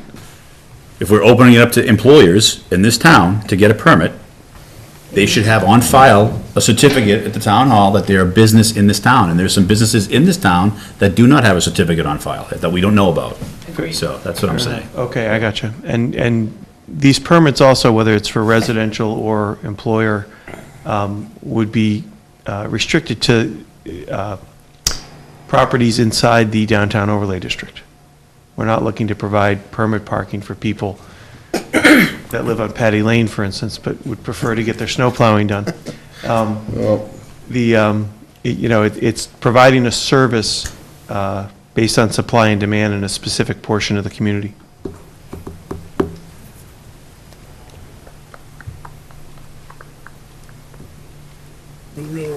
Question out there. Yes? I have one question. We're talking about businesses. The central business. Storing. One of the things, is there going to be any restrictions as far as storing equipment? Like, let's say a business has a couple trailers. Good point. They be able to store their trailers for extended periods of time in that parking lot. They'll turn it into like a storage lot. Because I don't know if you compare prices of long-term storage for other equipment, $20 per month is a steal. And if you buy a permit for a year, compare it to a lot of, the storage units down the street, down 62. Sure, That wasn't the intent, Darren. The intent was a registered vehicle. Right, I understand that. That's a passenger vehicle. I understand that. Is there going to be restrictions on that? It's a terrific question, and in the packet of that long document, there's a policy document from the city of Nashua that addresses that, and I'll make sure that we incorporate that type of stuff into it. But it specifically talks about boats and oversized vehicles and so on. It should be strictly passenger type vehicles. Right. So we're not getting RTVs or whatever the hell they are. You'll see a lot of minutia in one from Nashua where there's if you lease a vehicle, there's a whole process where you verify, because like the lease company is in Ohio, and it's like, oh, you don't live here, you can't buy this because you're not a Nashua resident. But, they actually are, but their lease vehicle says the car is owned by somebody else. So it's there's a whole process for those types of exceptions. Another reason why it's going to be easier to run this through landlords and employers and not have to get into all that detail. And I didn't envision, at least when I was talking to Andrew and Tim, that this was gonna be parking for businesses' own vehicles with their own advertisement. I mean, that's, if something we wanna expand it to later, then that's a different charge, I would say, than trying to offset the residents and employee parking problems. Like so-and-so's van parked in a spot with a tag, that's not something that I was anticipating we would get involved with in this phase one. So if there's businesses who are looking to do that, that's not something that I'm interested in pursuing. But So one of the things we could perhaps do is modify it so that only the residential vehicles are allowed the overnight option. And we have a slightly different permit. Maybe one's red and one's blue. For the employees, and they don't get the overnight basis. Because if an employer had an advertisement on their vehicle, I don't think that we would care unless they wound up parking in a way that we felt was taking advantage of the situation. And then that may not happen on an overnight basis if we don't allow that. It's probably the safest way to do it. That's fine. I mean, I assume you guys thought about the price long enough yourselves, so, I mean, I'm okay with $20, but I would like to know, it's, you know, at the end of the, you know, before we renew this program next year, what was the additional cost in plowing and DPW man hours and everything to, you know, play hopscotch around cars and everything else in these lots where they're supposed to be. All 8 guys were going to park on the front side of the lot because it was close to their apartments, when the other 2 guys decided to park over there so their cars didn't get scratched and all that stuff. I'd just like to know that, you know, at $20, it's not costing the town anything in the winter season, because I can't imagine that it's... We estimated the lot plowing costs for, say, a typical winter with 12 storms would be somewhere around $5,000 per year. The revenue we're going to get is going to far exceed that. But your point is important, and it is something that Chris Okafor and I have discussed, which is how do we really measure it? We can come up with all the estimates we want, but we will know after the first storm or 2 what the cost is, and then it would just be a matter of multiplying that by the number of storms. Okay.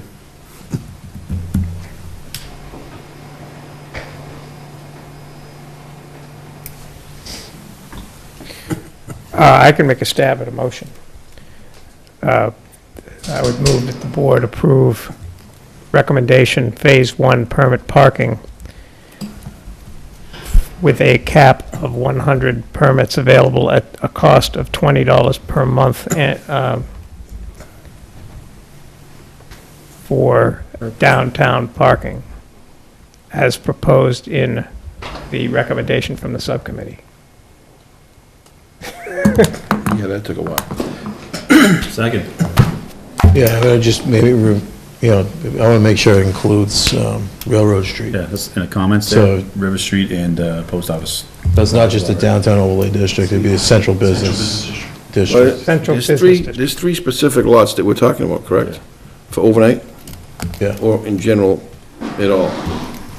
If you pay for a parking ticket, parking pass, for one of these passes, your access is to 3 specific areas. Correct. You can't go So you behind can't CVS. park behind CVS, you can't park at certain spaces and just leave your car there to rot all day. Correct. You can't leave them overnight in those other spaces, and it doesn't let you park at a meter for free. So it's not valid except for in those 3 specific spaces. Well, I wouldn't ticket a car that's parked in the Summer Street lot that has a permit at 4 o'clock in the afternoon. We're not restricting them from parking where anybody can park, but we're suggesting we're providing an overnight parking opportunity for downtown residents, and it would be in specific lots. We would direct the employees similarly. I actually envisioned that they would be in parts of the municipal lot as well as the Summer Street lot for the employee parking. Notwithstanding Mr. Tomlin's comments that the Summer Street lot may be restricted from charging in perpetuity. Definitely be following up on that. As far as I know. Okay, so how about if we Would you try it adjust this your way? I'll motion? withdraw the motion. was And I'll good. try it this way, that I move that the board recommend permitted park, we're going to do it in two phases. The board recommended permissive permitted parking at 3 specific lots in town, namely the River Street lot, the Railroad Street lot, and what's the third one? Post office lot. Post office lot. So we've now identified the 3 lots that permitted parking is permitted, and then the second motion to follow will be to charge $20 per, so we've now got them both covered. And that way we can change, if we want to change the lots, we can change the lots with a different motion. If we want to change the amounts, we can change the amounts with a different motion. Does that make sense? Yeah, I would add the word rear to the post office lot. Yeah, behind the post office Yeah, lot. so I would add the rear lot, I mean, you'll, none of our lots are officially named, to my knowledge, and that That's what we call that one, but we're talking about the one that's off Florida, Correct. behind the post The office. town-owned property. Post by the office post office, square. yeah. So, Rectangle. No, the Alright. building's post office square, that's their address. okay, so, I don't know, it's, so we, The motion is to allow Sir. permitted parking in those 3 lots. I'll second that motion. Second, both of them, or? It's just one. Just gonna do first one at a time. motion. Permanent parking in 3 lots. Comments? Yeah. Andrew, how many spaces are behind the post office? Because, the reason I ask is because you've got Florida Court, which consists of 3 multi-units in each building, okay? I think there's what, 3 apartments on each side, so you got 6 per building. And the way that whole deal came about was that the MBTA said to the town, you can have the railroad right away. And at that time, when they said the town could have it, there was one hell of a big bank there that the railroad tracks were on, so that they hit up the other end along by Railroad Street on the level.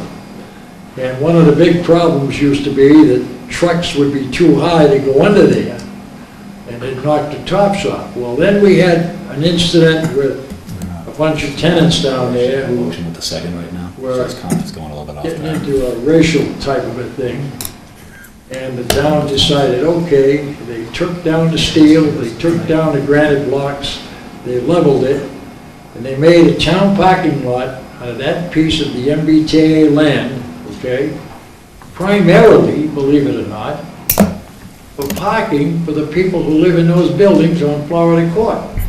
Now, if you investigate this a little bit, you'll find the building on Florida Court that's next to the river, okay? They got a couple of young guys that invested some money there and didn't know what the hell they were getting into, quite frankly. And if you look at it, I mean, one of these days, I expect to see one of those cars in the Ansbet River because they park between the building and the river. But to get back to the original point, everybody was arguing about how much land the post office owned. Well, the post office really doesn't have that much land behind that building. But the town has got that original MBTA right-of-way that runs over to the Assabet to John Tobin's little pocket park, as they call it. And then it goes over the river. One time you had a coal company there. They had a steel and wood bridge that went across there, and they had the coal yard on the other side, where we now have the municipal parking lot behind CVS. So we've looked into the ownership of the Florida Court buildings that Mr. Tommel mentioned, and there's nothing in the record that they have deeded parking. It was something that had come up in exploring No, it this. wasn't, Andrew, it wasn't deeded parking. It was just made parking to eliminate a kind of a bad situation. Understood, but there's no legal agreement to provide the No, there is not. the people of that property any You're parking. right, there is I not. think there's 23 spaces there, Vic. That's the number we have in that area. So how many parking spaces are back there? 23? We think 23. 23 from Florida Road to the river? 23 behind the post office area. That's Well, what. that's what I'm talking about, basically. Both sides. So we're gonna include them in the motion. I mean, we need to identify them Thank you, Mr. Chairman. somehow or other. You're welcome, thank you. I mean, we should identify them by their addresses or some manner so that we know exactly what we're talking about later down the road. So we're not called out on it at some other date for not doing it correctly. I think it's called. Unless the post office moves. We're not done with Aaron yet. You can't leave yet. Do we want to call it the railroad right-of-way? Sure. I mean, we just need to, properly identify them, because we, like you said, we don't have official names for them, but we're just kind of calling them out as Railroad Street, the post office, and the other. It's known on the map we got from Andrew, map 1, as Carl, post office. which I assume was Our town named for planner, different Marx Brothers. Our town planner jokingly named all the lots for Marx Brothers, but, so it appears on that little map, but there's nothing official about that. Okay. But it is shown on a map. Yes. A non-official document. So we have the 23 River Street, we have the Railroad Street Municipal Lot, and we have the Florida Court Post Office Lot. Are people happy with those names? Why don't you just keep the names you have in the spreadsheet here, which is post office rear? That's a good description of where it actually is. So we're not inviting discussions about the rights of Florida court. It's in the rear of the post office for the town lot. That would be my It's fine by recommendation. me. Fair enough. Post Office rear it is. Okay, so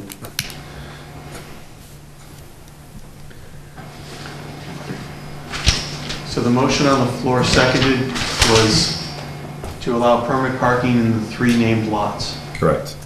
Correct. as per Phase 1 parking recommendations.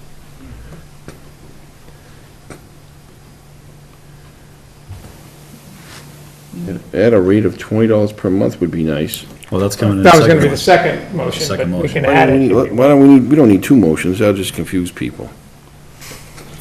Then at a rate of Who's reading $20. this? Because he already read the motion, I seconded it, that's why. Okay. I'll amend it to include at a rate of $20 per month. Second, as amended. Any further discussion? You go?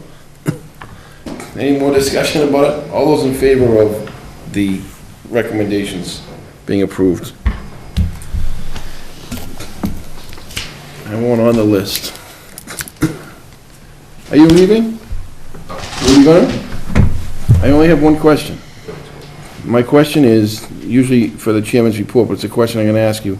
Oh, wait, I can wait. No, you don't have to wait, because that's at the very end of the night, but I was just wondering, and Selectman Donovan has the same question, about 2 months ago, we paid somewhere in the neighborhood of $3,500 to repair a pump at the golf course for a fountain. Correct.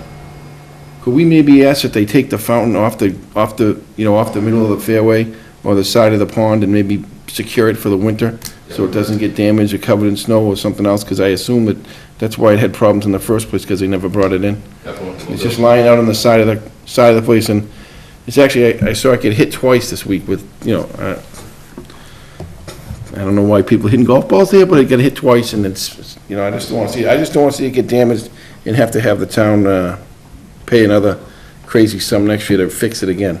I'll address that with Sterling Golf tomorrow morning. By the way, it works great when it's on. Thank you. So, good job repairing it. Okay, so we're on to the next item, which is an update of 129 Acton Street from the town administrator. Yeah, just providing the board just a project status update with regards to 129 Acton Street and the developer's obligations under the development agreement with regards to the project. You do have a copy of the executed agreement, just as far as reference and following along in Dropbox. I'm going to jump down to item number 5 with regards to the developer dedicating on or before June 30th an easement to the town consisting of a parcel, et cetera, for the Aspet River Rail Trail. That item has been completed and has been since the summertime, as noted. The other item, the requirements is the item 6, on or before the issuance of the first certificate of occupancy. The developer shall install asphalt sidewalks with construction standards, essentially from Marble Farm to 104 Acton Street. If anyone has had an opportunity to drive by the area, you'll notice that from Marble Farm down to, they started to prep the entire sidewalk from Marble Farm down, and they ran into some issues that the Conservation Commission had identified with regards to working within 100 feet of a wetland area. There's a small little area. Do you know what the address is? It's right next to 104. Next to 104, yeah. Essentially halted the project. They need to file a notice of intent, an NOI. Conservation Commission and Mass DEP. There was a butter notifications and order of conditions that would come out of that. essentially slowed the project to where we're at now with just kind of getting approval now and being December. Not ideal for asphalt work. Part of the order of conditions is that that particular area that's referenced is they really, all they're doing is they're building a head wall for that area that's considered under the Conservation Commission's jurisdiction. It's something normally wouldn't stand out to you as a wetland area or an issue of concern, but when you look at it, particular area, like I said, it's just a small head wall that they'll build and continue the paving. So at this point, there's no requirement that they be done with this at a specific time. The developer's intent was to get out there, take care of this requirement and the sewage requirement, which I'm going to talk about in a second, prior to actually starting construction. Because of the delay with the Conservation Commission and the several weeks with the filing, the developer actually did start the work with the, I think they have two duplex foundations in, I think, at this time. Two, or at least Maybe, two. I think it's three, actually. There's more now. They might have put a third one in since I've been by there. So they are moving along with that piece because this work was halted. Item number 8. Kevin, before you move on. Yes. Is there a way that we can assure that, that indeed, because I don't know when they're going to be able to finish the asphalt, because obviously the season is not Right, conducive to it, but that it gets done? Yeah. And that they just don't finish up with the building and walk off? Right, well, the requirement is to finish it before the issuance of the first certificate of occupancy. The first certificate of occupancy, not only are these requirements required to be met, but there's going to be several site development requirements that need to be So there probably won't be a met. certificate of occupancy until the spring anyway? I would say the summer. Oh, okay. Because All right. they're not going to be able to get a certificate of occupancy, even if they built, say, one of the residents right now, based on the on-site work that needs to be done, which includes All right. asphalt there as well, landscape, some of those things. So it needs to be, the condition needs to be to a standard that's accessible to, for the residents that would be going there. So that will all get done, like I would anticipate in the spring. They're probably looking at, maybe an early summer before the first one is issued. But it is tied to that. And then number 7 is still open-ended with that, obviously, with the crosswalk stuff. But number 8 with the, again, also tied to the certificate of occupancy, but this has been completed, is they had done the CCTV inspection, installed essentially they installed a manhole on Acton Street with a sewer line parallel with the project rail trail right away, out to the existing line out on Hayes. And this has been done. If you go, of course it's tough for you to see the sewer work, but you can see directly outside of the entrance to the crime lab, you'll see there's a saw cut area of new asphalt you can see with a manhole cover that has been added and addressed based on item number 8. So DPW and the sewer department has followed through with that item. It's all been inspected and approved. The other one is that's still out there would be item number 9 with regards to the first certificate of occupancy for a structure on site. It's a gateway sign and the associated landscaping, and that that likely will have to go in there prior to any completion of certainly any completion of the rail trail. Maybe we don't have any indication if the rail trail project is on schedule and it commences construction in the spring. I don't know where they're planned to start from and at what point they'll be at. So I would definitely not anticipate that being done, but again, that's also tied to the certificate of the first certificate of occupancy. So item 9. So those items are still remaining, is still out there, and they're being closely watched, particularly by the DPW, Public Works. I've been out there a couple times myself. I've been out with the DPW engineer to look at the conservation issue, and it's definitely something that we'll continue to, get a status on and monitor. So, any questions? Yeah, just a comment, actually. I touched base on this briefly when the sidewalk fiasco for the wetlands. Obviously, I live in the region there. I live right on that street, so I see the construction every day. I would love to make sure that going forward with every project, that the conservation agent is a little more involved at the front of this process than coming in when things have already started to be done. Because if that person was taking a look ahead of time, they wouldn't have wasted the work and the effort of ripping up the houses in front of my house and a bunch of my neighbors and left it gravelly because the conservation agent decided to come in with the conservation committee after they started the work to tell them there was a wetland on the street. Regardless of whether you believe it's a wetland or not, obviously it falls in the category of being a wetland. So I'm still not understanding why they weren't in front of this process and looking at things like that, and why they're looking at it after the project already started. So to me, it seems sort of backwards. I don't know if you guys, is there a format for how they actually go about working with the developers and do this? Is this common for them to come in after a piece of the project has been started and then put a stop on something because of this and not look at it ahead of time? How does that typically work? Because it seemed pretty straightforward. This was voted through a town meeting, right? Yeah. And so it's been out there for quite a while. Talking about was part of the development agreement.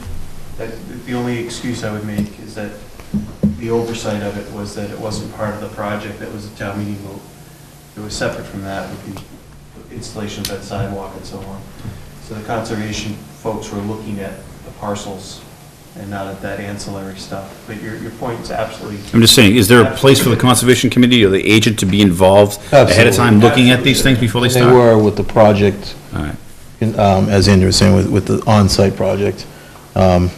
Typically, these projects, this is a requirement because we put that on them. That's not a requirement with the project. But yeah, absolutely, before any approvals are done, the requirement is to, with Conservation Commission. And in fact, Conservation Commission was one of the biggest supporters of the rezoning change, particularly for that area, from commercial use and commercial industrial to residential because of that, the impacts there. So they have looked at the site, quite a bit, but yeah, I think, agreed, good point. But definitely for project approvals, there are checks and balances in place that those departments have the procedural review. Measure twice, cut once. Yeah. Yep. Kevin, one quick, all the sewer went in, all the reconnections have been made from the Rockland Ave treatment facility. The other pressure sewers have been all moved over to the new sewer. Yes. So that the issues on Acton Street should be resolved. Correct. Thank you. Yep. But the issues with regards to the backups that were happening should now all be resolved with this work, particularly the backups at the crime lab. Yeah. Anything else? Oh, looks like we're up to the economic development update. Don't have a whole lot with economic development TA updates. I'll keep it brief. Since our last meeting, holiday in between, and it's just that time of year. I did share with the board, I'm sure you saw on your own and from other folks, the Boston Globe West article that was in the paper titled Maynard Wants to Restore Luster to Its Downtown. Overall, it was a well-written article, captured a lot of the efforts that are being made, what we've done by the town and on the private side. And I've received comments from folks outside of town that have commented on it, and it's a good positive PR piece for the community. Other than maybe the tax piece that was thrown in there, but other than that. Mill and Main construction has commenced. If you've had an opportunity to drive by Building 5, you'll notice a significant amount of work has been done to the exterior, particularly if you're facing the building to the right of the area where the embankment is on the Thompson Street side. They removed a service entrance piece that used to be there, and they're now prepping that area with a significant retaining wall. You'll see the block that's there, and we'll be starting construction of the smaller loading dock that'll be embedded within that area on the side between the retaining wall and what used to be the service door entrance. Also inside, as of I believe yesterday, the Battle Road Brewing construction has commenced. I've seen photos of the brickwork from the mezzanine interior that has been removed, and they're doing the construction. A lot of the prep has already been done for the brewery, and they're starting that now. They do have at an off-site location the actual brewing equipment that's arrived and is not in town but in state somewhere. I don't even know where. Finally been found. So it's positive. It's moving forward, and the construction with those folks are moving along. We would anticipate from conversations it could be possibly March 1 as an opening deadline. They were hoping by mid-February, but once they kind of received the equipment, they were looking at a good 60 days of construction. So hopefully by mid-February, March 1, they'll be operational. Kevin, before you move on from Mill and Main, it was brought to my attention, I drove by, over on Thompson Street, they put up a beautiful new fence. Yes. It really looks nice. But inside the fence, there are 2 fire hydrants. Are those operational fire hydrants, and is there a problem with access to the fire hydrants when they're behind a fence for the fire department? Should there be a need to access them? So I can speak to it a little bit. This was brought up right after the fence went in. Right after the fence went in, yeah. Right after the fence went, it was brought up. I know, and not to speak for Henry, but I know it came up most recently at the Mill and Main. It was brought up again, and Mill and Main and Henry's response was, "Oh, we'll go take a look." He had already told, effectively, the 2 hydrants that are there are probably not the first choice of hydrant for a structure across the street. There's actually one closer to the only 2 structures toward the Thompson Walnut Street side. There is a hydrant at the corner. But effectively, it's a light gauge steel fence, and they'd basically already indicated that if there's an issue, specifically if it's their building also, to break the fence. Whether they are in service, I think DPW could respond. They're a much older model hydrant. Yeah, they look odd. They look odd. They're not really meant for sort of Right. I'm just concerned about public safety. day to day, but No, that's a fair there are point. other hydrants. There actually one hydrant, it's actually just the parking lot and empty space. The second hydrant down closer to the corner of Walnut has a second hydrant on Walnut Street. Yeah. That would be closer to the 2 structures than the hydrants from there, but. Right. they can I'll speak break to them. Chief Stowers as to the current status of them, whether they're charging. I know, as you said, that they were really hydrants that were dedicated for mill fire suppression protection, more than, as you said, the residents that are on Thompson Street. But I'll have the discussion with Chief Stowers and see if there's any concerns and what the status of them is. We wouldn't typically put hydrants on private property, would we? They typically would be on a public right-of-way somewhere? Yeah. Correct. So. Yeah. But this is Maynard and some odd-shaped buildings and some Yeah, I don't know what, particularly with that building. Yeah. They may not have even laid the piping for the hydrants until 1864. It might just be hydrant tops, Dave. Huh? It may just be hydrant decorations. They were put in for the dogs in the neighborhood. Send over to the dog, whatever they call No, it. I'll follow up. I'll check in with Chief Stowers and Tim Mullally, the water foreman, and he's got a pretty good history and knowledge of, particularly with the water system, so he'll know whether or not at least they're charged, and whether they're charged from the street or from their building area. The other thing I had, just to note, the 129 Parker Street Planning Board hearing is scheduled for December 8th, Tuesday, a week from today. You heard anything from those guys about, advertising, promoting their cause No. on No. town meeting? It's on my list to reach out to them this week. I didn't hear anything from anyone last week, or this week to date, so we'll follow up with them. That's all I got. You got anything to add to that? Yeah, I'll do that. Yeah. You done?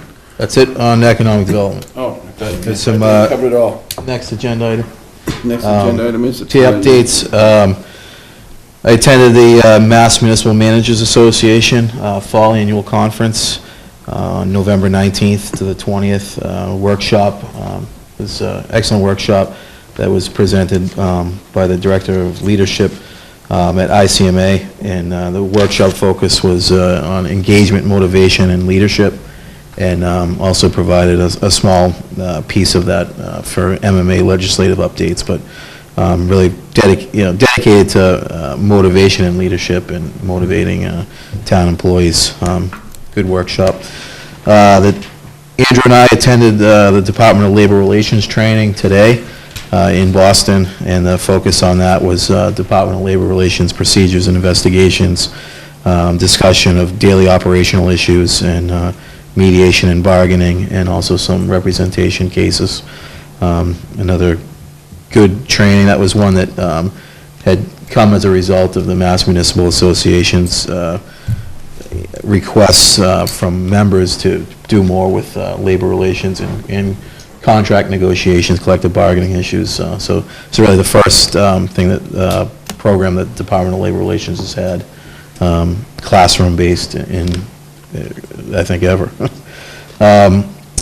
Yesterday, I also participated in 5 p.m. MEMA Winter Preparedness Conference Call. It was the first conference call of the season, kicked off by Governor Baker and Lieutenant Governor Polito and Kurt Schwartz, the Director of MEMA. Just with regards, heavy focus on public transportation and what the MBTA has done for improvements with not only equipment, but snow desks and hotlines, and getting notification out to users of the system, and more access directly with the State Emergency Operations Center. The State EOC, they'll have a direct line from MBTA with ESF, Emergency Support Function 1, which is Mass DOT in the EOC. I today signed and executed the project worksheet for contracted services for the FEMA PW project worksheet from last winter's storm. We have 2 project worksheets that this has been months and months of a lot of work, and 2 or 3 public assistance representatives from FEMA looking at getting reimbursement back from the last winter's storm, the blizzard. It's the largest disaster declaration ever for the Commonwealth of Massachusetts, single largest, and it's the largest that FEMA has actually had in quite some, I think, since one of the hurricane, I think since New Jersey was the largest since then. So it's been crazy. We've spent a lot of time, particularly one of the project assistant has been, one of them was a little more liberal. The one that we had most recently was very conservative, has come back and requested significantly more documents that had already been provided, but was looking for detail beyond detail.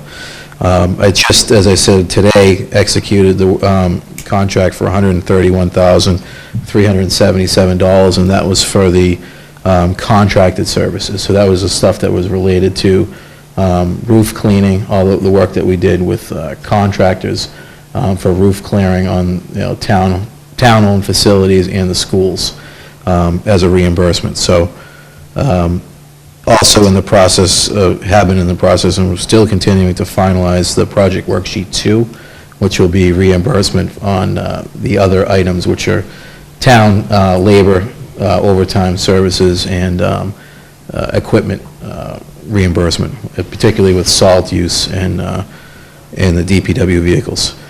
We don't know what that number will be as of yet, but we're anticipating, at any rate, all of that, whatever money we get, we'll definitely get within this fiscal year, and we'll close out as FY16 certified free cash. But it is an ongoing battle, and it's the same case throughout the state. Another item I've been working on for, I don't know, too long, 18 months, was the, almost 2 years, the traveler's insurance bond payment for our former assistant collector. Just finally received, and a lot of back and forth and negotiating, obviously with insurance company, with Travelers Insurance and their attorneys, and I've signed a release and assignment for that. We've received a check for $143,503.46, which covers the estimated amount of money that we would have received from the trash collection, trash sale collection that we never did, and also included the sort of the forensic audit that we had our accounting firm perform, as well as the legal fees that we've incurred working with Travelers. The Travelers' legal fees essentially actually have not cost us anything because it was part of our lump sum payment, but we were able to get town council to itemize that out and recoup the costs and hours that were spent on it. Bottom line is this money never, as you know, never hit the books.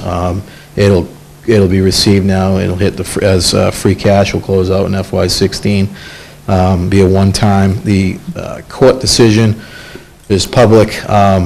Was that the individual pay restitution of $200 a month directly to the town, directly to probation office, which then they provide to the town. We've received 2 checks for that, total of $400. And as you can do the math, how long that would take to receive this 143, it would be quite some time. So this That's been reimbursed to us by the insurer. So why isn't she reimbursing the insurer? Well, they will go after her. Definitely, yeah. I mean, no doubt the insurance company. So we've signed, we've signed our release. We've assigned our rights over to the insurance company. Correct.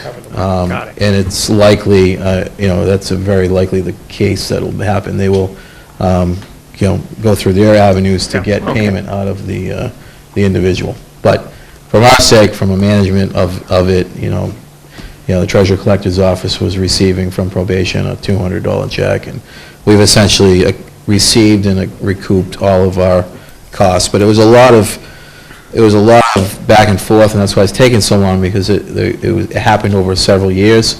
So she was bonded at $50,000 per year, but we were able to go backwards, per year and identify, and so it's actually was paid out across 3 bonding periods. So it's good news, and we will see that money as a one-time that will hit our FY16 free cash certified. So. Was she convicted, or was it suspended, or what was the deal? Yeah, no, she is probation. It was a plea, essentially. That's it. Did, huh? Yeah, we already answered the question about 129 Parker. Open tables at Coolidge, are they renting space, leasing space? Yes. And what's that, what are we getting a month up there? They're leasing, $1,000 monthly lease payment plus the utility use, because a lot of, the utility impact, I mean, they're in their limited hours, but they do have quite a bit of refrigeration, and they'll cover those costs. That. And is it a lease? Yeah. So how long? It's open-ended. Yeah, I think it's open-ended at this They're point. hoping to find a permanent location. Sort of the terms are leased, but they're on a month-to-month. They know that, they know that at some point they'll be asked to leave. Okay. Similar to the Maynard Food Pantry. Who was They all- paying, is was the food also pantry paying, paying yes. $1,000 also? Yes. They're paying it quarterly. She doesn't pay utility bill. Yeah. Okay, so, Yeah, that was, with their being there, there was no change in impact on the utilities, but open table, it's different, it's kind of a different story. okay, so. Sunday's the Christmas parade, if we can throw it out there. It's at 2 o'clock. I don't know what time I'll have Becky send an email out about when we're supposed to be there for that, those interested. Typically, I think everyone walks, right? Most years? Yep. All the selectmen. I don't know what anyone thinks about a dress code, but usually when we go to these things, we're half guys have shirts and ties, and some guys have sneakers and jeans. And I don't know if anybody wants to try and look like we know what we're doing, we all came from the same place, but if anyone has a suggested dress code, let me know. It's also the sip and stroll. Yeah, that's Friday night, Saturday. Yeah. Saturday at, what, 5:30? I think it's 5, yeah. 5:30, yeah. So I think, so I guess Kate and I are supposed to start that off from wherever it begins, but if I'm unable to make it, Terrence will fill in, because he said he would. Mary will send you your speech. And can you get us, where are we at with, like, can you just update us for the next meeting on where we're at with both the budget and like the union, the CBA contracts that we're Yeah. in the process of negotiating, where we're at with some of those things? And I don't know if we have to do that in executive session or not, but just, just kind of FYI for where we're at with those two processes, just for the fun of it. Yeah, we're close on both. We had an agreement on one, the union didn't ratify it, so we're back at the table, but we're that was on the fire. We're anticipating having it very shortly. Okay. That's it for me. Tim? Yeah, since we last met, the Senate has exempted the positions of patrolman, sergeant, lieutenant in the police department from civil service law. Kevin, has the governor signed off on that? We believe so. We believe it was signed yesterday, last evening. Don't know if it's certain, but either way, if he didn't, it takes effect tomorrow anyway. December 2nd or December 3rd. He has 10 days to sign it in or, sign it or veto it, and without any action, it becomes effective. But we did speak with the governor's office, and we were anticipating it getting signed last night. I will be getting in touch with Chief DuBois about possible vacancies coming up in the police department. I know he has a plan in mind, and I guess I was deemed the hiring liaison for police activities. I know since they changed their new policy in hiring, I met with them once already. I'll touch base with them again, report back to the board. And this PSA for the good people at home, we need to fill vacancies on the board. Could really use you in all aspects, all around. So if you're interested in joining a committee, please see any one of us. That's all I got. Jason? Nothing. David? Couple things, quick. The warrant is closed, or no? Yes. It is. Do we know if FinCom will have comments in the warrant that's We printed? will have comments on 8 out of the 9. The 9th one being 129 Parker Street. They have not made comments as of yet. They're going to make that at town meeting, and it will be referenced in the warrant as such. The other 8, we have received back the comments as of today. They've been incorporated into the warrant, and they've recommended all 8. The other item that I had, there was just a report made to me by a business owner downtown, similar to what we've heard before about wrong-way traffic, and this was a semi-traffic. I think I mentioned it to one of the police officers after she told me. But apparently a semi-tractor trailer, full tractor and trailer, came out of Naylor Court, took a right, went down Main Street the wrong way, and then, believe it or not, took a right onto Nason Street. This is a big, huge tractor trailer. But coming from Main Street, Nason is natural. This one came out of Naylor Court. So I mentioned earlier, I don't like sign pollution, but I'm wondering if there might be a need for a no right turn sign at the end of Naylor. Where's that? There was something. Unless there is one already. Yeah, yeah. Oh, that's, Maybe it was a painted Maybe there's an arrow there. left only. There There's was an arrow something. there. We'll look at it. Will you come over with the candy stories? I spoke I'm to pretty sure there's an arrow Carl there. about it, because I figured he's the one that's downtown the most, and what he said, and I don't use GPS, but he says GPS doesn't recognize the one-way street. So these guys that are not familiar with the area, they're down, Cars they going this made a way? delivery to a movie theater or whatever, and they're in their tractor-trailer truck, and they say, oh, I can go over here and take my right, and take my right, and I didn't even take that right in the first place. I have no clue. Wow. That's because there's a raised sidewalk there and there's, wow. It's probably a short, not too many large trucks go down that street. There's probably a 20-foot trailer, a pup trailer. You won't fit, you have a real tough time getting a truck around that corner with any cars there. Yeah, this was the Sunday. Wasn't peak parking time, apparently. But you can't, I mean, what can you do about it? We've talked about it 4 Saturday. or 5 times, but there's not a lot you can do about it. The place is well signed. I mean, It's certainly gotten better since the first comment that was made about it, because I used to get daily photographs and emails, and now this one was Saturday morning, but very early Saturday morning. yeah, and a lot of the focus was coming out river. So yeah, that's what they were looking at. We'll take a look at coming up, pulling out there as well. I think they did, but we'll continue, we'll look at it. Okay, that's it. Terrence? Following up on Tim's point about board openings and stuff, I'm also the liaison to a few boards, like we all are. I'm finding it difficult to make these meetings because they're scheduling a lot of them at the same time as the Board of Selectmen meetings. So it's, obviously can't, so if there's no representation from the board there, that's probably a reason why as well. So something, I don't know if they want to move their meetings, but they maybe, can understand why we're not participating as much as we'd like to. Fair enough.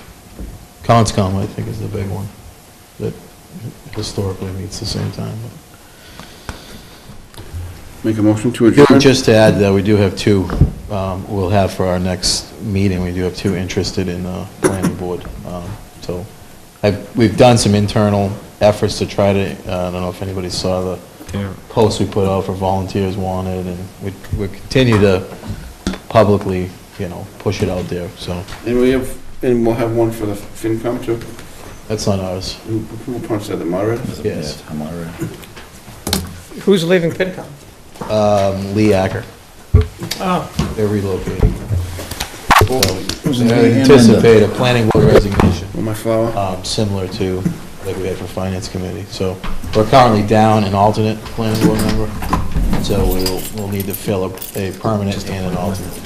I was just appointed one. And we have 2 applicants. Did we just appoint one? 2 pretty good The candidates. is leaving.